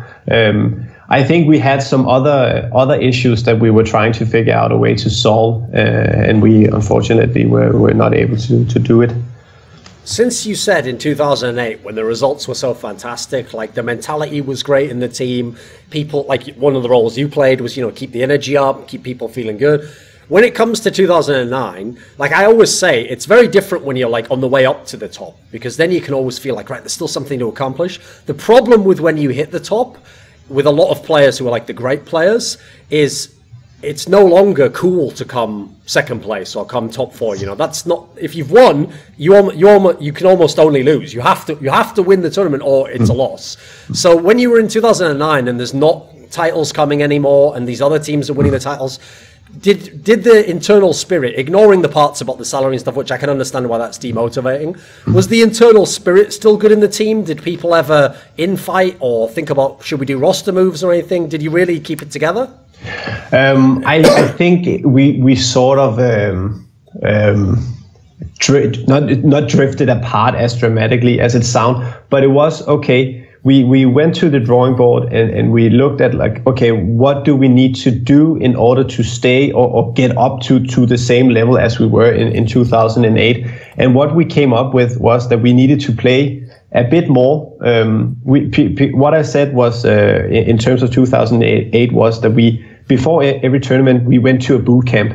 where we played a whole week together, and we just felt like, okay, we are so ready for the tournament, and we were just like really hungry. And then in 2009, it was more like, okay, do we really have the energy as a team to go through another year of this, where it is, you can just also, like, in terms of when you talked about our consistency and when we talked about our tactical play, it's not something that you just get. It takes a lot of work.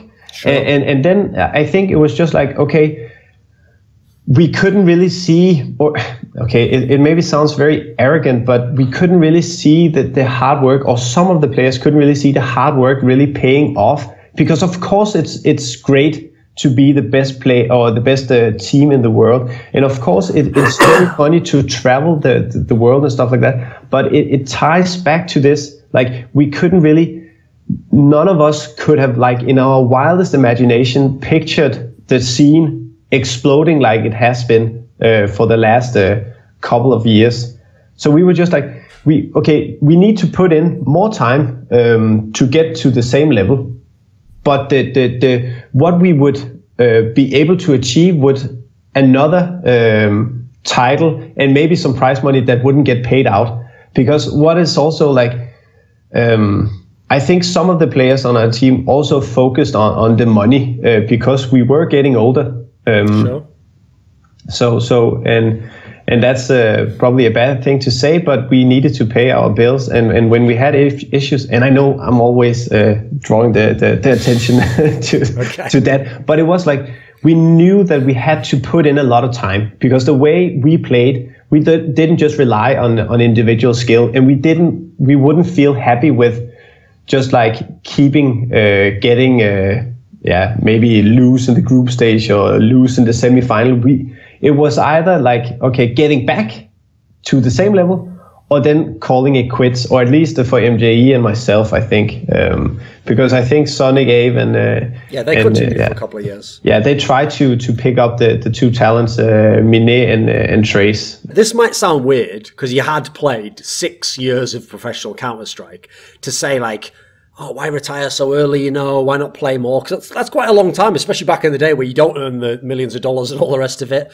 But you were only like 21 years old. You were a pretty young guy still. Obviously, Counter-Strike continued on for a couple more years. Now in CSGO, you know, it still goes on to this day.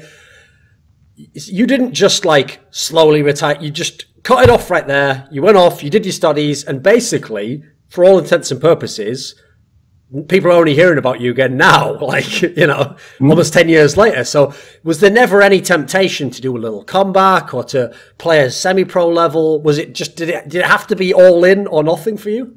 I'm a very all in or nothing kind of guy. So yeah, that was, I maybe played 3 or 4 times a year with some friends. And I think a couple of years ago, we mTw, the old lineup, played against FNATIC for some charity cause or something like that. Exhibition game. Yeah, exactly. So it has been like on that scale. And the reason for that is that if I were to return to Counter-Strike, it would be on the same level. It would be with the ambition of going to the biggest tournaments and standing on top of the podium, because I think that's my mentality. And then it's just like, I have done this with also some other stuff in my life where it is, it's all or nothing. So I have slowly, for the last year, I have slowly started to follow the scene a bit, and I'm really impressed with like the professionalism that some of the players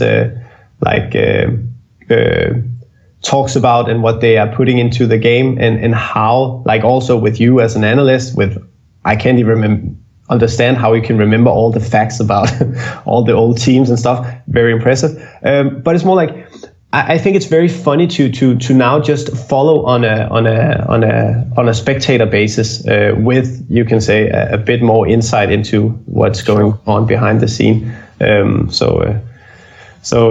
And then I think maybe I saw a tweet or something about it, is that I think I also bought into the myth, even though some might prove it wrong, is that when you're getting older, the reaction time is going down, and that is so crucial to your career. But I can see Neo and Taz are still playing, so it was sort of like, okay, now I have, and also I also decided to change my focus to my studies and then also my professional career, where I'm spending a lot of time on it. So I have something else to fill the hole that Counter-Strike left.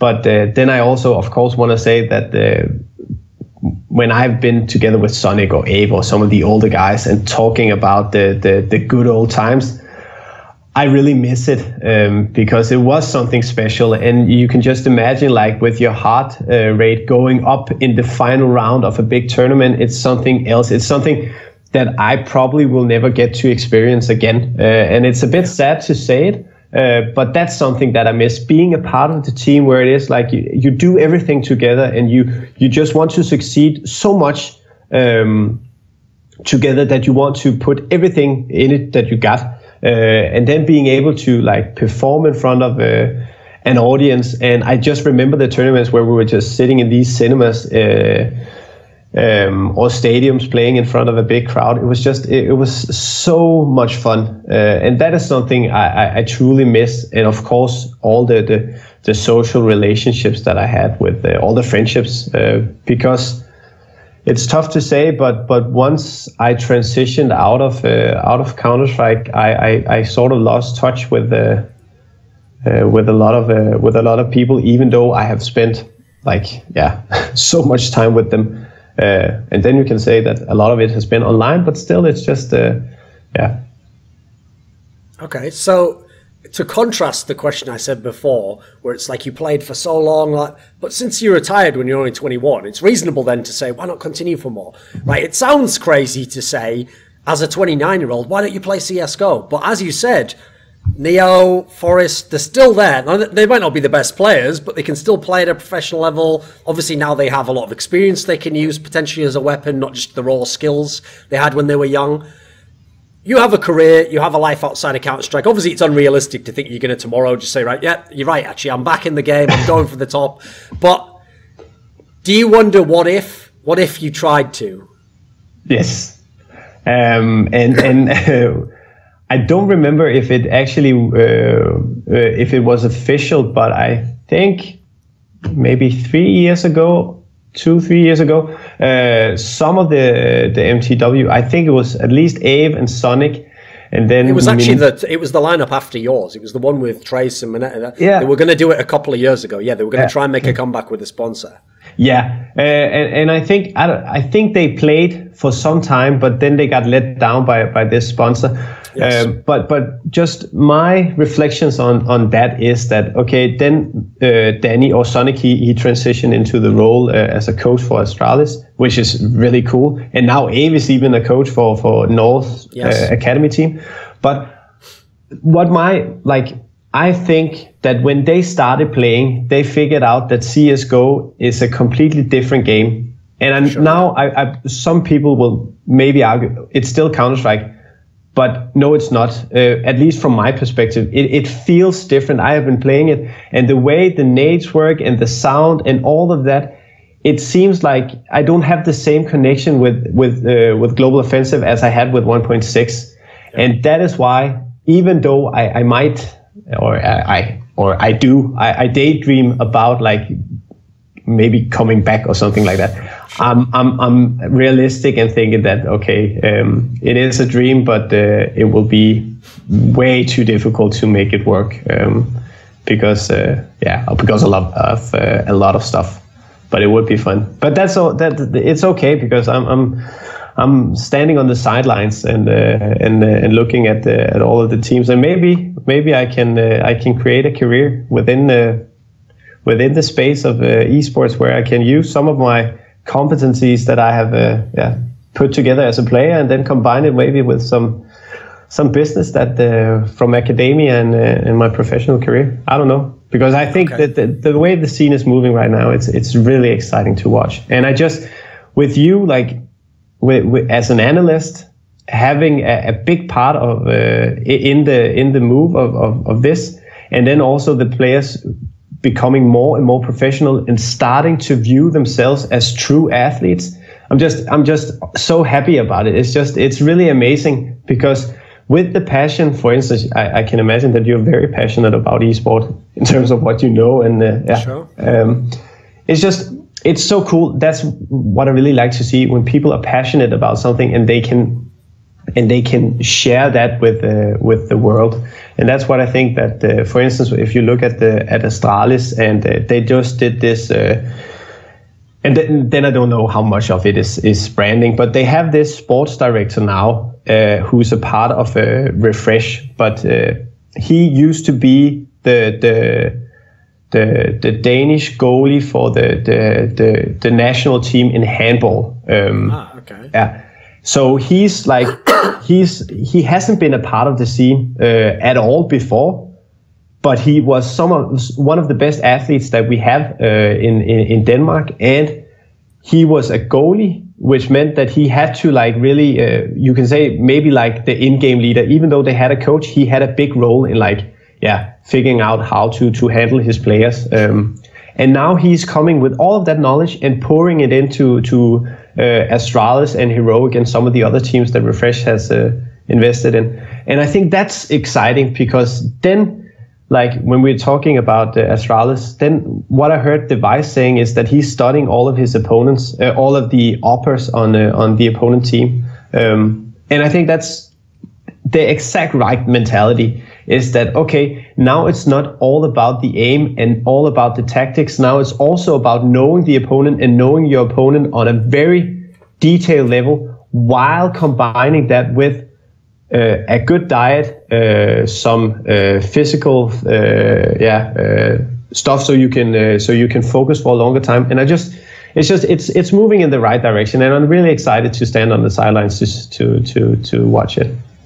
So one of the funny things is, as someone who's got to watch a lot of Counter-Strike on all these different eras and different players coming up, is that there's certain cycles actually seem to repeat. So for example, if I told you how the last couple of years of CSGO went, the top Swedish teams were all playing like quite a loose style. They had superstar players who would win them the game. You know, it's the same shit over and over again. Meanwhile, the Danish teams, they were all like pretty good balance of skill, you know, in the different roles, and then they're trying to play a very tactical style. And if you're the guy in the second best team, so for example what became North now, when MSL was putting that team together, he was working with the lesser talents, so he had to be even more tactical to make up for not as much skill, you know. It's like the same kind of trends continue on. Now I have to say, the reason why I'm asking this question is I don't know that much about Danish culture. Like, I'm not really sure about what the qualities of Danish culture are, or how it's different from the other Nordic countries, but I noticed one other area in life where I've seen this repeat is in German culture, where if you notice in football, famously their national team,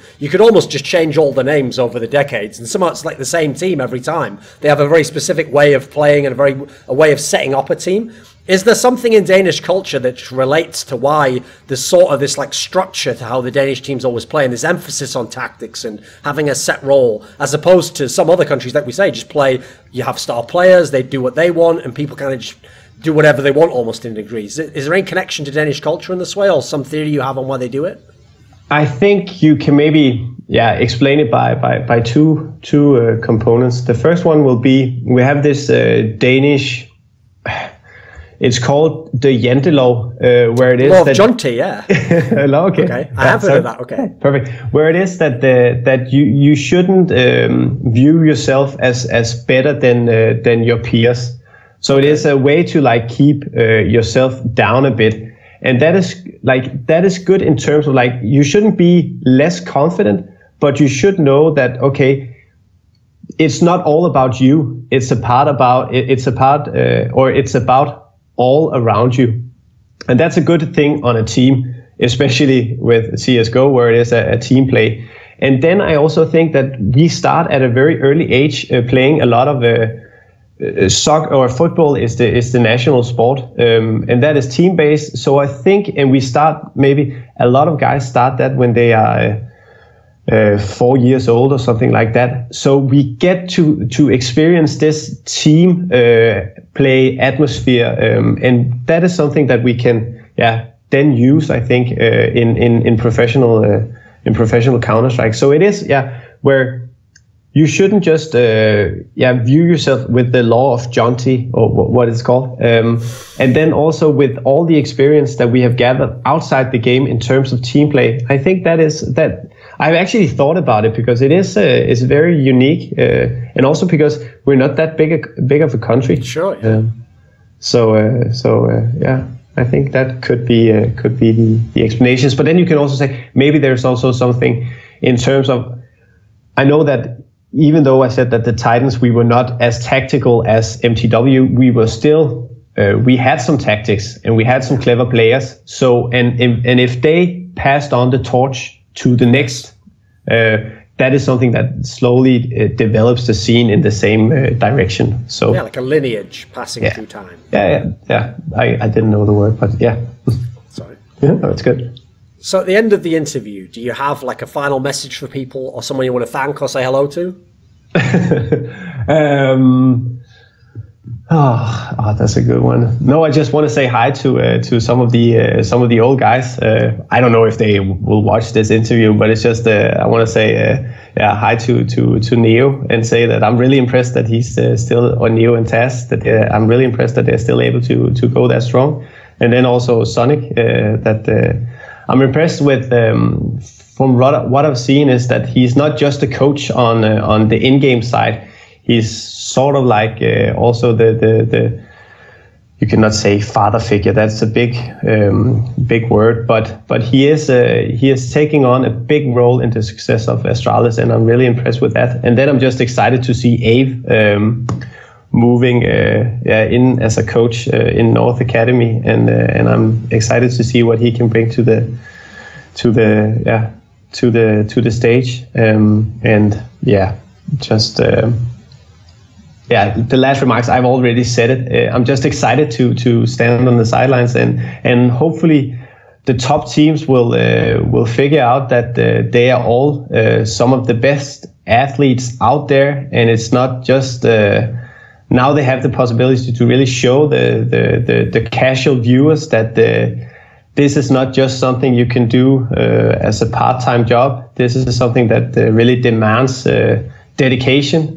And even on the talent side, I'm really impressed with the work that you put in. So just as a spectator, I would just say thank you for all the great content. Tusind tak. Selv tak. I'm Device from Astralis, and welcome to Foreign's YouTube channel. It's a joke-free zone.